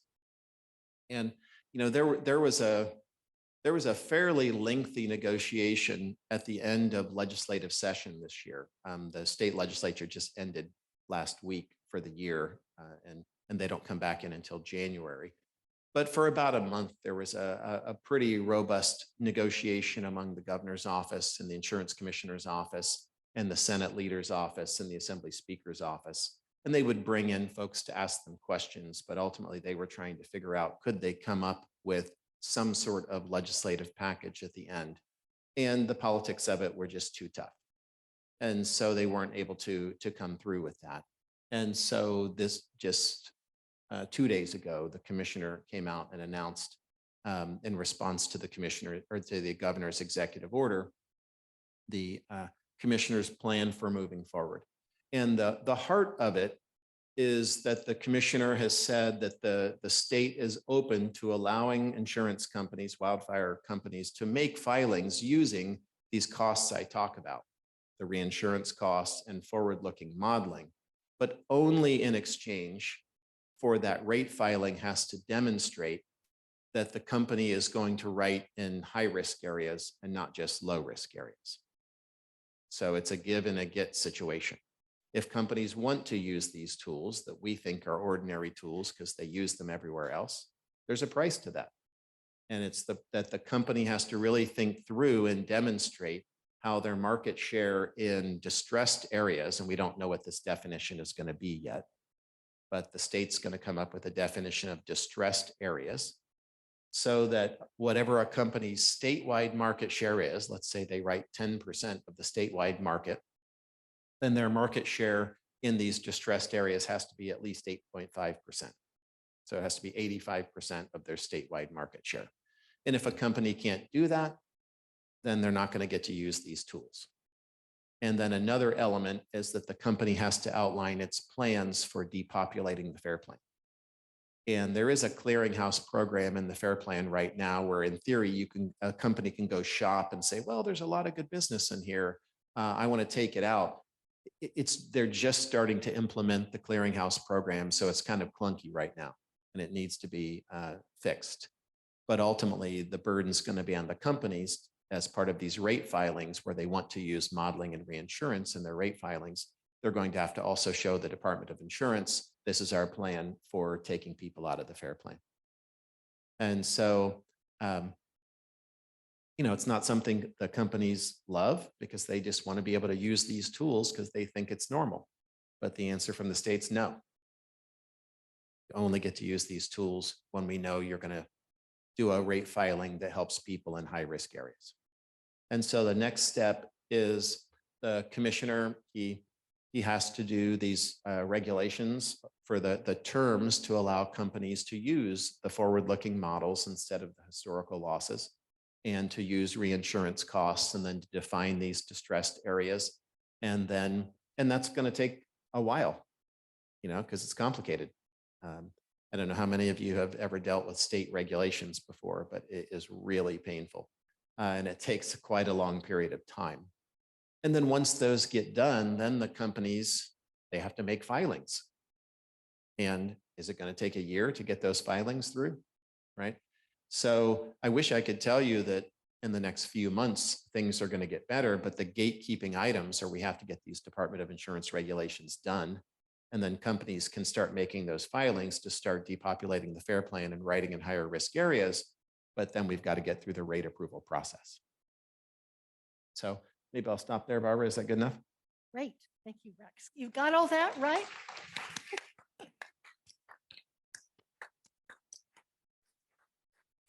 Well, we have a lot of questions. I'm sure we really want to hear your questions. We might need a little break, but David has agreed to take just a few minutes, do something.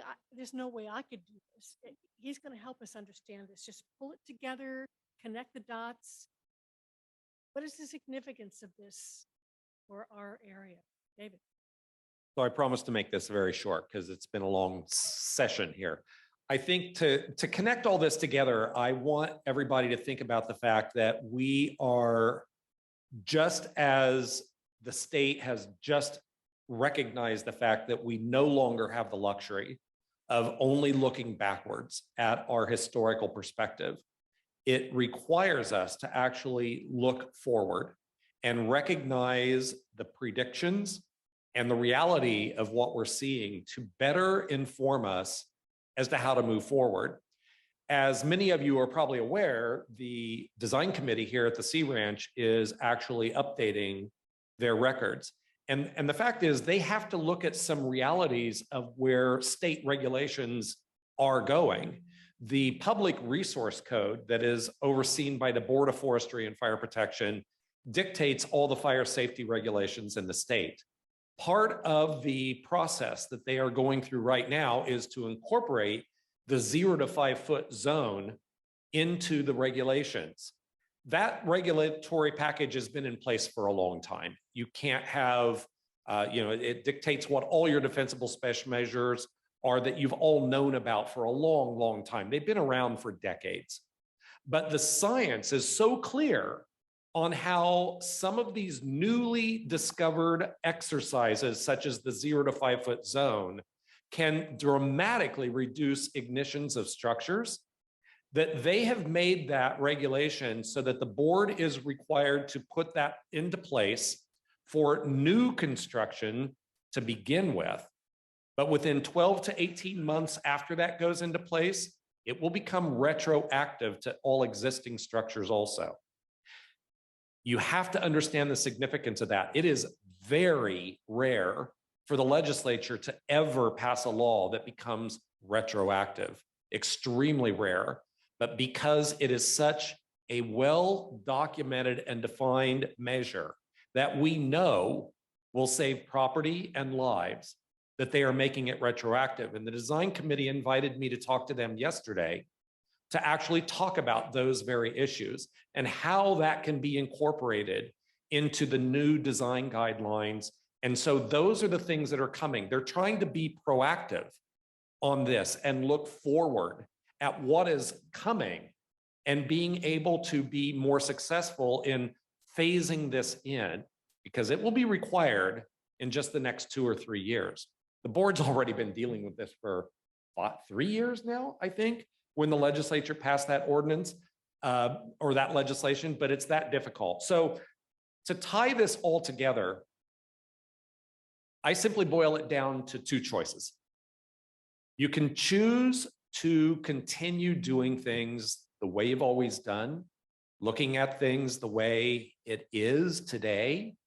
But the other choice, which I support, requires us to recognize the increased impacts and the efforts that are already being done, and to accelerate those, recognize what the science and the reality of fires are telling us, and be more successful in making some hard changes, because change is hard for some people, me included, and accept the fact that some of these changes are going to be necessary, because when the next fires hit here, we want to be more prepared than we are today.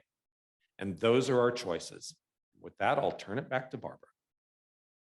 Thank you. I really want to hear I can't wait to hear all your questions. But do we want to take like a 5-minute break, or do you want to just continue on? Let's do it. No break. All right. So, questions? Please come up to the mic. Barry. Thank you, Barbara. And first of all, thank you for putting this together, you and Linda. It really was very informative. My question is for Rex. I know that at the beginning it was said we wouldn't be talking about specific rate information, but you kind of opened the door with it. So I'm wondering if, using your low rate premium example of I'll say $1,000 a year for insurance, and say it costs be $1.2 million to rebuild the house here. So you've taken the bet at 100 to 1, and the house luckily doesn't burn down. What happens to my $1,200? Well, I mean, I understand your desire to personalize this, but Yeah. that's not the way it works. So So these, that's why I'm asking, kind of keep it simple. So, no, I mean, Mm. so if I understand your question, in the end, companies, they look at what their losses have been, and then what their losses have been informs what they're allowed to charge. So if they get a break, which is what it sounds like you're asking, that just goes into their rate filings, and that experience informs what they're allowed to charge. Am I not understanding your question? okay, no, it's simpler than that. Okay. It's just, I'm putting it kind of the bookie model. You're offering 100-to-1 odds that my house is going to burn down, and I'm taking the bet, and that over the year, my house doesn't burn down. You've gotten my $1,200. Yep. Now that's your money, right? Unless we used it to pay someone else's. Okay, so that all that money really belongs to the other ratepayers if they need it at This that is, point. remember, insurance, I mean, just think about how it started, with Ben Franklin starting an insurance company. This is a collective endeavor, Mhm. right? We're all pitching money into a common fund. This is just a funding scheme that's no different than a government funding scheme. Okay, that's what I'm trying to figure out, that money is actually basically pooled and It is. for everybody who needs it. That's right. And if you don't need it, first of all, you're lucky. Yeah. And secondly, somebody else who does need it gets it. That's right. That's right. And so all that money is our money. Yeah. Okay. Yeah. Thank you. Okay.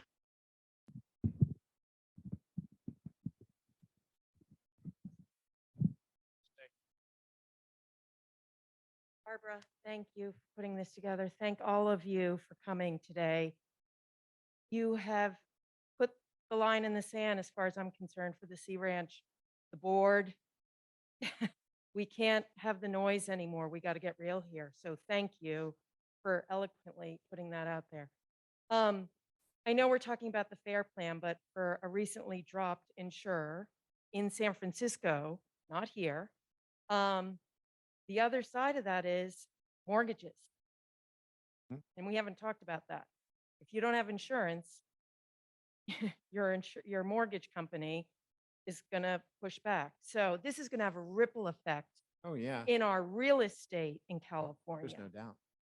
So is there anything, other than paying off your note, who can do that we can be doing? I realize the FAIR plan you've just laid out is. Yeah, I mean, the one thing I didn't really address is in the short term, rates are going to go up, right? And that's just as these companies are catching up to the new reality. But it'd be a fool's game to think that that's the ultimate solution. We don't want to just chase higher rates and pay more. We have to ultimately reduce the number of claims that we have. And so that's why insurers, Roy's group is the property insurance equivalent of like the Insurance Institute for Highway Safety, where the insurers fund these crash test dummies.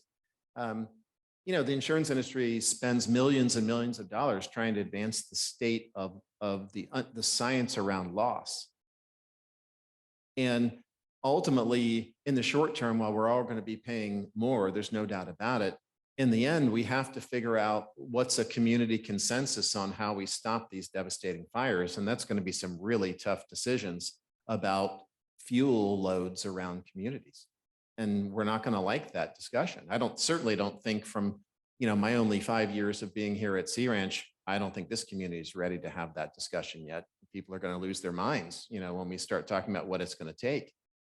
But in the end, we can't just keep paying higher rates. That's a losing strategy. We have to figure out how we're going to live in this environment without these massive claims.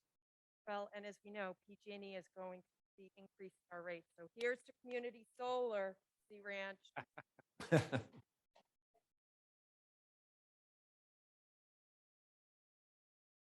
My thanks to the panel as well. I'm actually in Timber Cove, not Sea Ranch, so it's very informative for us as well.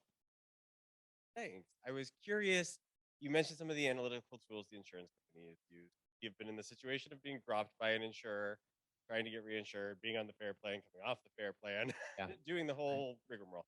The one thing we constantly heard when going for insurance quotes was, your fire line score is X. Yeah. we won't insure you. They, you know, they didn't consider if we passed Sonoma County's inspection, if we've done the hardening assessment. It was just your fire line number is X. That's because the fire line methodology doesn't look at home characteristics. Yes, exactly.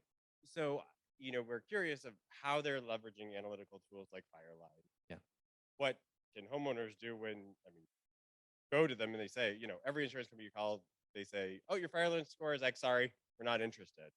So let me take a first piece of this, and we glazed over this, but there are regulations in place, and there are right now a whole set of filings in front of the insurance commissioner, where companies will give specific credit for collective actions in the pieces that are the Fireline particular model. It's more than 30 years old. It does not take those pieces in.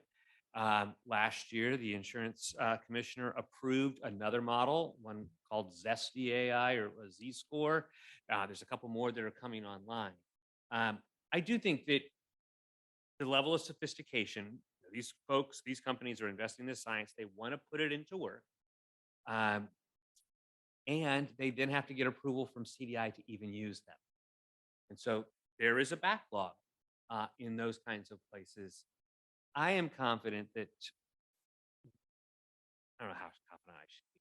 I'm optimistic that if the things that Rex was just talking about, that deals with the broader turbulence in the marketplace, where we're way behind on inflation and all the and rate adequacy that frankly goes back 10 years.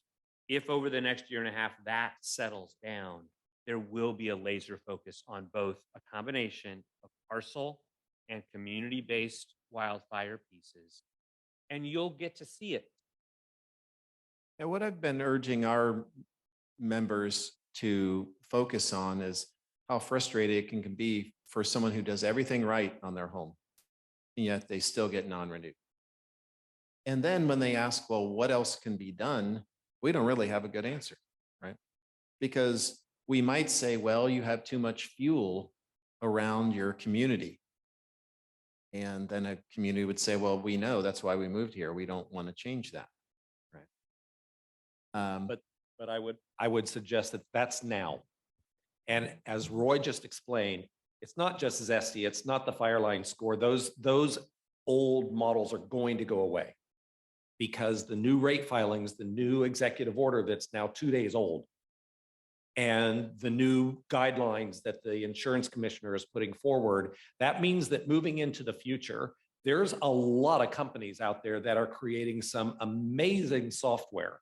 Everybody knows what AI is doing, and it's a lot of software using AI learning, aerial photos, all these kind of things. That's going to be a very, very accurate assessment of what your vulnerability of your home is. And make no mistake about it, I'm actually very confident that moving into the future, what you choose to do or not do, and what your community chooses to do or not do is going to make every difference in the world as to whether you get insurance or not. It will matter. It is frustrating that I've done everything and it doesn't matter. I still got my non-renewal notice. I've heard that from so many people all over the state. That will change. It's going to take some time, but it will change. And you can guarantee that what you do in the future is going to make a difference. So it's better to start now because you can't do it overnight. So get started now. Yeah, what I've been urging our members, though, is at some point we have to be able to give a homeowners association or a city council better information on, well, what's driving your community score, which Fireline is a community score. It has nothing to do with the individual actions at the home level. For us to be able to tell a community, well, on the northeast side, you've got X% too much fuel. That's a known wind corridor as well. So we think that's where the fire is going to come from. And therefore you've got to do X here if you want to reduce your community score. That level of precision doesn't exist yet. And no pressure on Roy, but that's what he's charged with figuring out. But it's going to become a two-way street. I do think technologically we're on our pathway. We're working with a community down in Southern California. They invested $7 million in fire break. And then they reran the models and they said, well, you get no credit. is unacceptable. They said, you didn't use the models on the way in. You put the fire break on the wrong side of town, you're going to catch the fire as it leaves. But they had put the fire break behind the most expensive homes. As you take actions, you have to lean in and ask questions and work with experts, because they literally spent $7 million on a fire break that will keep the town behind them from burning, which I'm sure they appreciate. They deserve some credit, but we've got to work in this collaborative space. I've got folks that'll tell me, I've done everything to my home, but I will not do the last 5 feet. And I'm like, cool. Then you must like your price.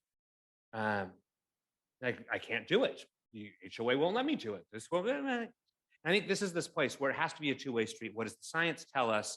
And the insurance industry clearly understands and intends to meet this, because notwithstanding the difficulties in the California marketplace today, the reason why you have so many of those crazy commercials on TV is because the insurance world is actually a very competitive space.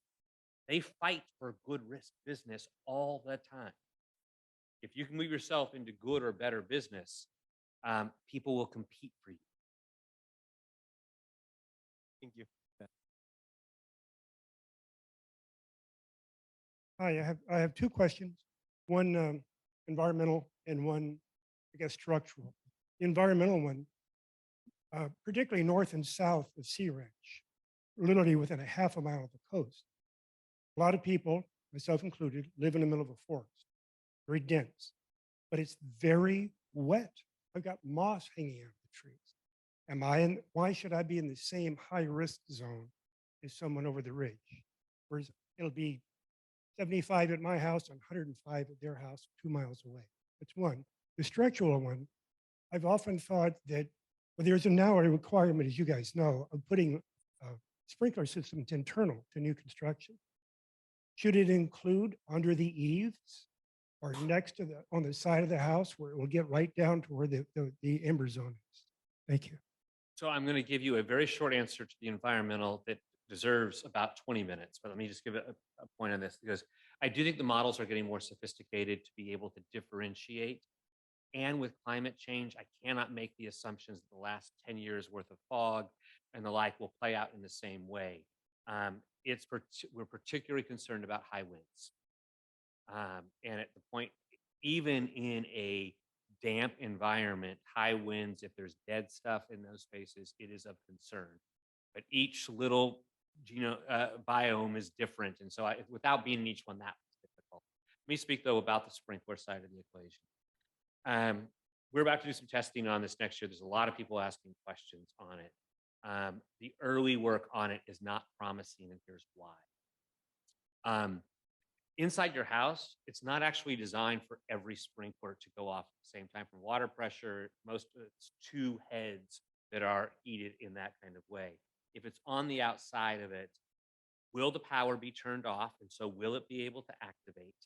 And if you're pulling all of that water pressure off, what does that do for firefighting resources and the like? Will it actually get there? Which is not for me to say that if you're there, if someone's there to hose at your house when that fire comes, you are better off. There's not a question there.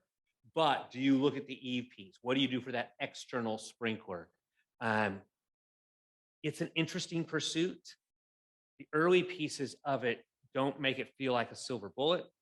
But we're committed to doing the science to understand, okay, how would it work? How successful would it be? And would it actually, if you're on one of those days where PG&E or whoever your folks are have turned off your power, will it get activated? Thank you. I would like to just add one thing.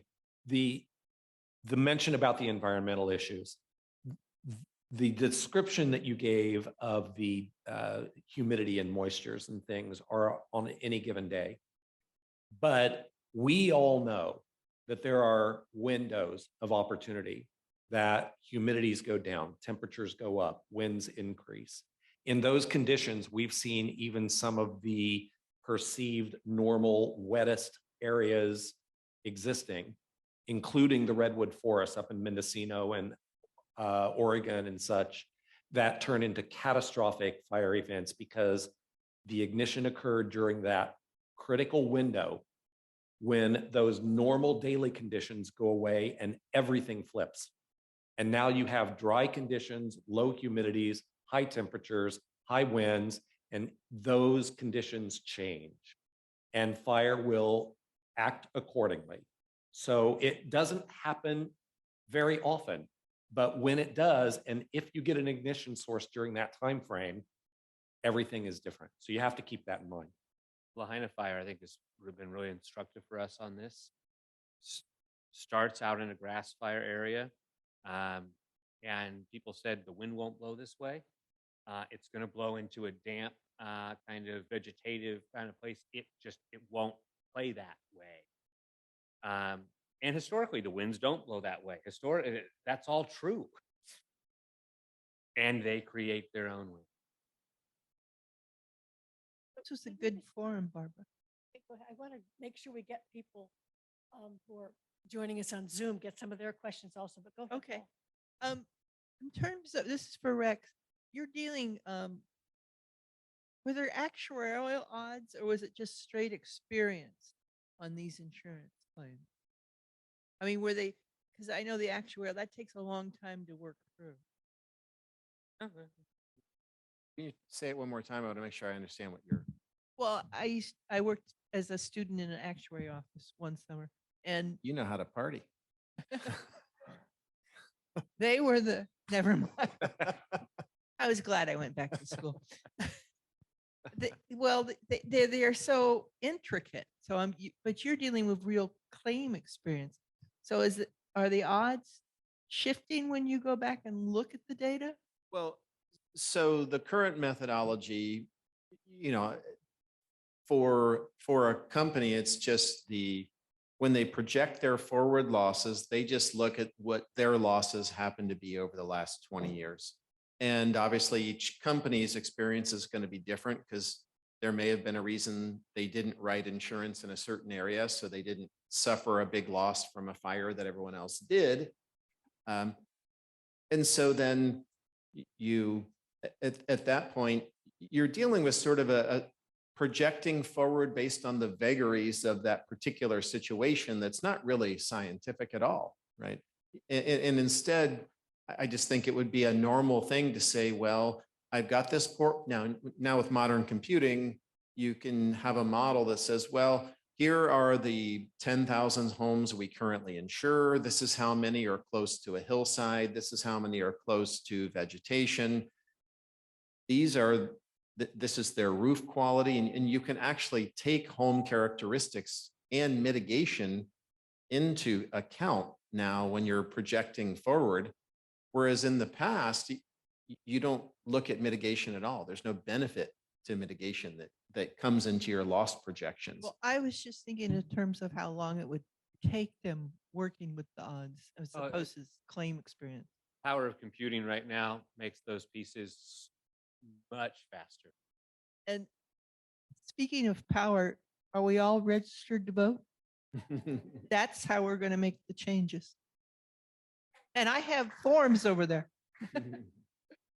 Okay, we're going to take a question from our Zoom audience. I hope that Diane Hitchwa is still here. She asked us a question. Heidi, go ahead. Okay, Diane asked, from an environmental perspective, dead trees are valuable for habitat and they continue to sequester. Is there a different fire movement through dead standing trees versus dead down trees, or for dead tree species? All depends on the trees. I think there are studies out at this point that ask some deeper questions about how much sequestration does a dead tree actually provide. Clearly, the fully live ones are absolutely providing value in that space. There's some open scientific debate in that space today. And until you have seen the fire more recently, you don't exactly know how it's going to behave. We know what the calculus is in that space. I do appreciate there's a trade-off. We've got to look at elements of habitat, and those elements, we've got to hold it together. I would hope we find ways to take all of the above approach as opposed to a binary approach. I think there are ways to look collectively at those pieces. Standing dead trees and horizontal dead trees, both are tender for a fire.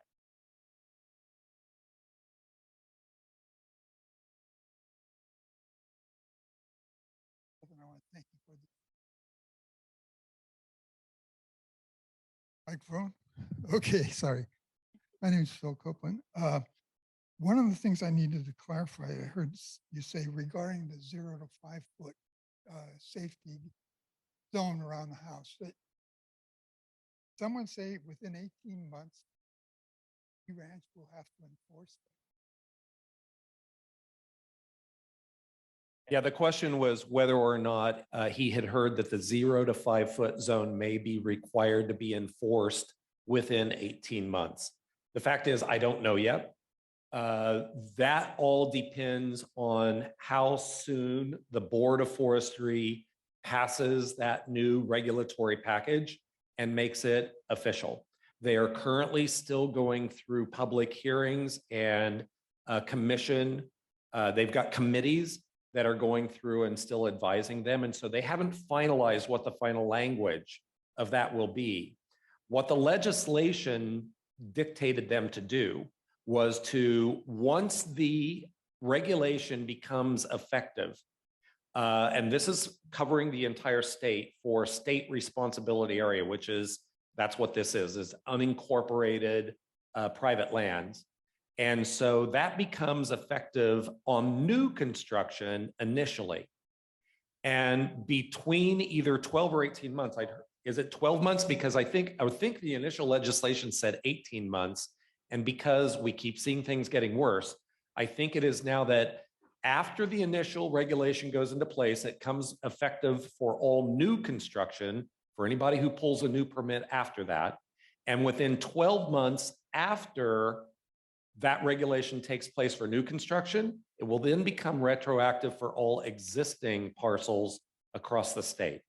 So yes, it will be a state law. Did someone say that the DCM was doing something with regard to this right now? Are they studying it, or are they figuring out a way to implement it when it comes? Yes, they are. And I see Lisa back there.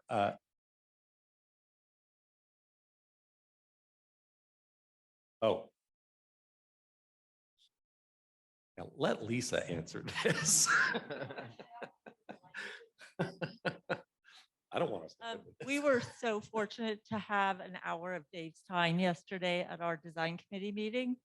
So he really helped advise us, and he brings a particular perspective because he is an architect and was a local sea rancher. So he gets it on all levels.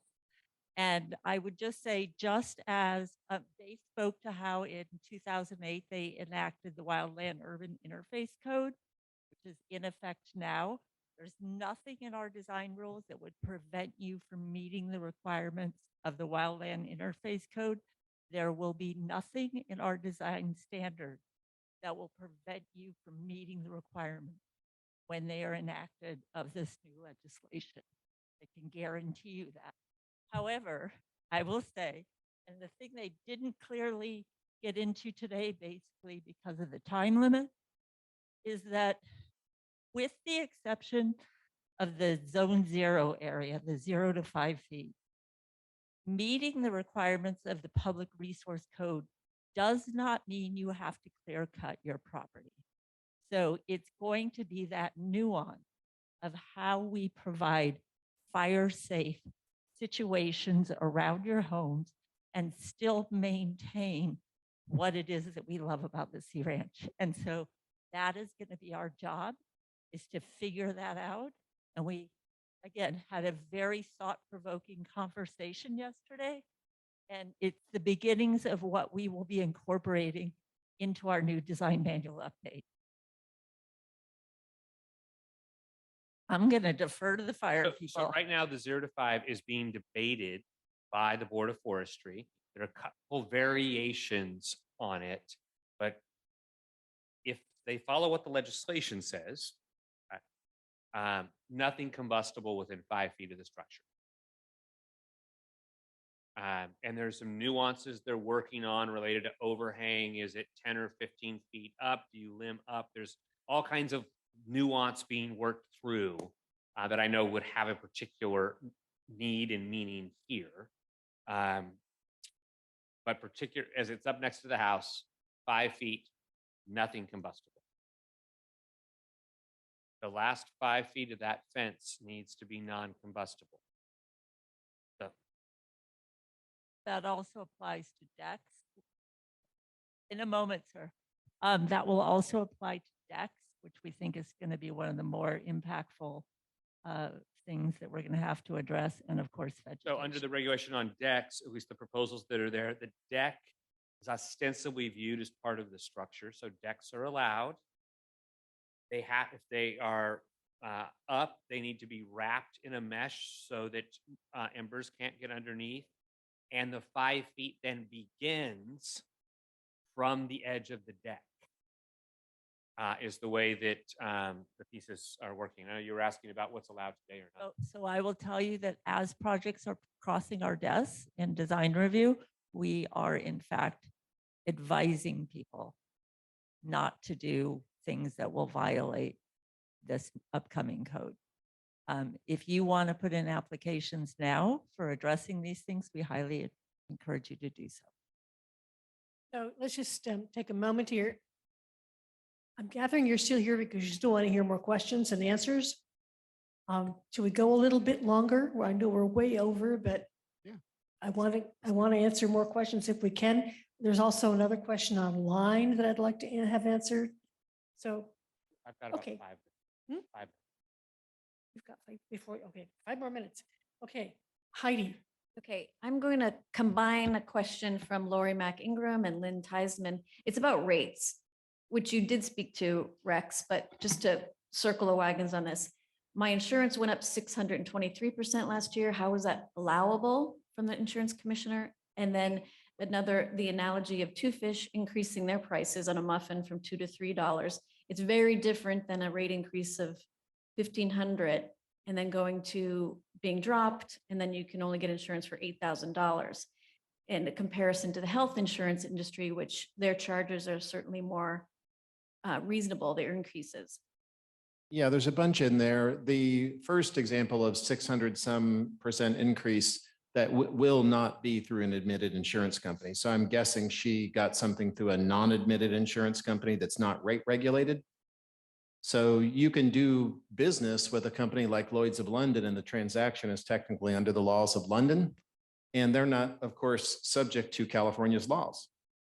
So they get to charge whatever they want to charge. So I don't think the question is right, because I was talking about admitted companies that are subject to California price controls, not foreign or alien companies that are not subject to California's price controls. Real quick question on the 5-foot rule. What happens if you have a 150-year-old mature redwood tree that you can touch from your deck? You can't cut it down because it's on your deed that you can't cut it down. And you can't cut it down because the state won't, the county won't let you cut it down if it's greater than 8 inches in diameter. These are some of the details that are being worked through right now. We need to take good, safe actions, and we need to be practical, and we got to hold those pieces together. I don't have a firm answer for you. I don't know exactly what the Board of Forestry is going to do. Conversations I've been party to talk about those mature trees, and again, they're really you got this crazy tussle between redwoods and oaks, and they act very different in what you will or won't do, and it gets hard. Limbed up with active mitigation to make sure that the duff is not accumulating. These are some of the conversations that are going on. We'll see what they finalize. Heidi, may I go back to the previous question? I failed to answer the last part, which was an analogy to the health insurance program. Remember the way the Affordable Care Act works is there's nothing in the Affordable Care Act that says the prices that health insurers can charge must be suppressed. You have with Covered California a market price that is negotiated between the health insurance participants and Covered California. No one is saying those health insurance companies should be forced to lose money in order to do business. What we've decided as a society is that for folks who cannot afford those market prices, we will subsidize that. The federal government subsidizes between 90 and 100% of health insurance premiums, but no one is saying the insurance company system, the rating systems should be used to address issues of equity. We do that through an explicit subsidy.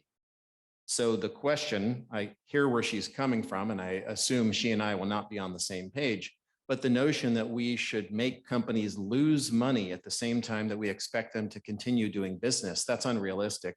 Obviously, companies are not going to do that.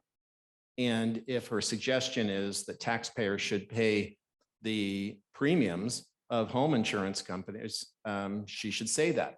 But the notion that we should just somehow say, well, health insurance works for everyone, but why not for home insurance? She's overlooking a very critical piece.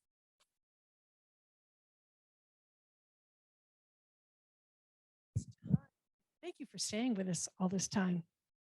And there's more here. We're just scratching the surface in many ways. Thank you very much to our presenters.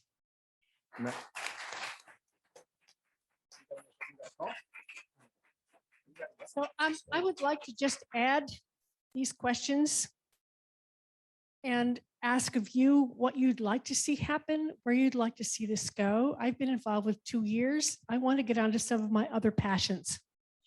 So would we like to form a task force? Would we like to see our board take more action? What would we like to see happen? So please, your suggestions, your questions, send them to the forum website so we hear from you, your ideas and your thoughts. Thank you so much for joining us today. David. Yes, the recording will be available on the forum site soon. Thank you for joining us.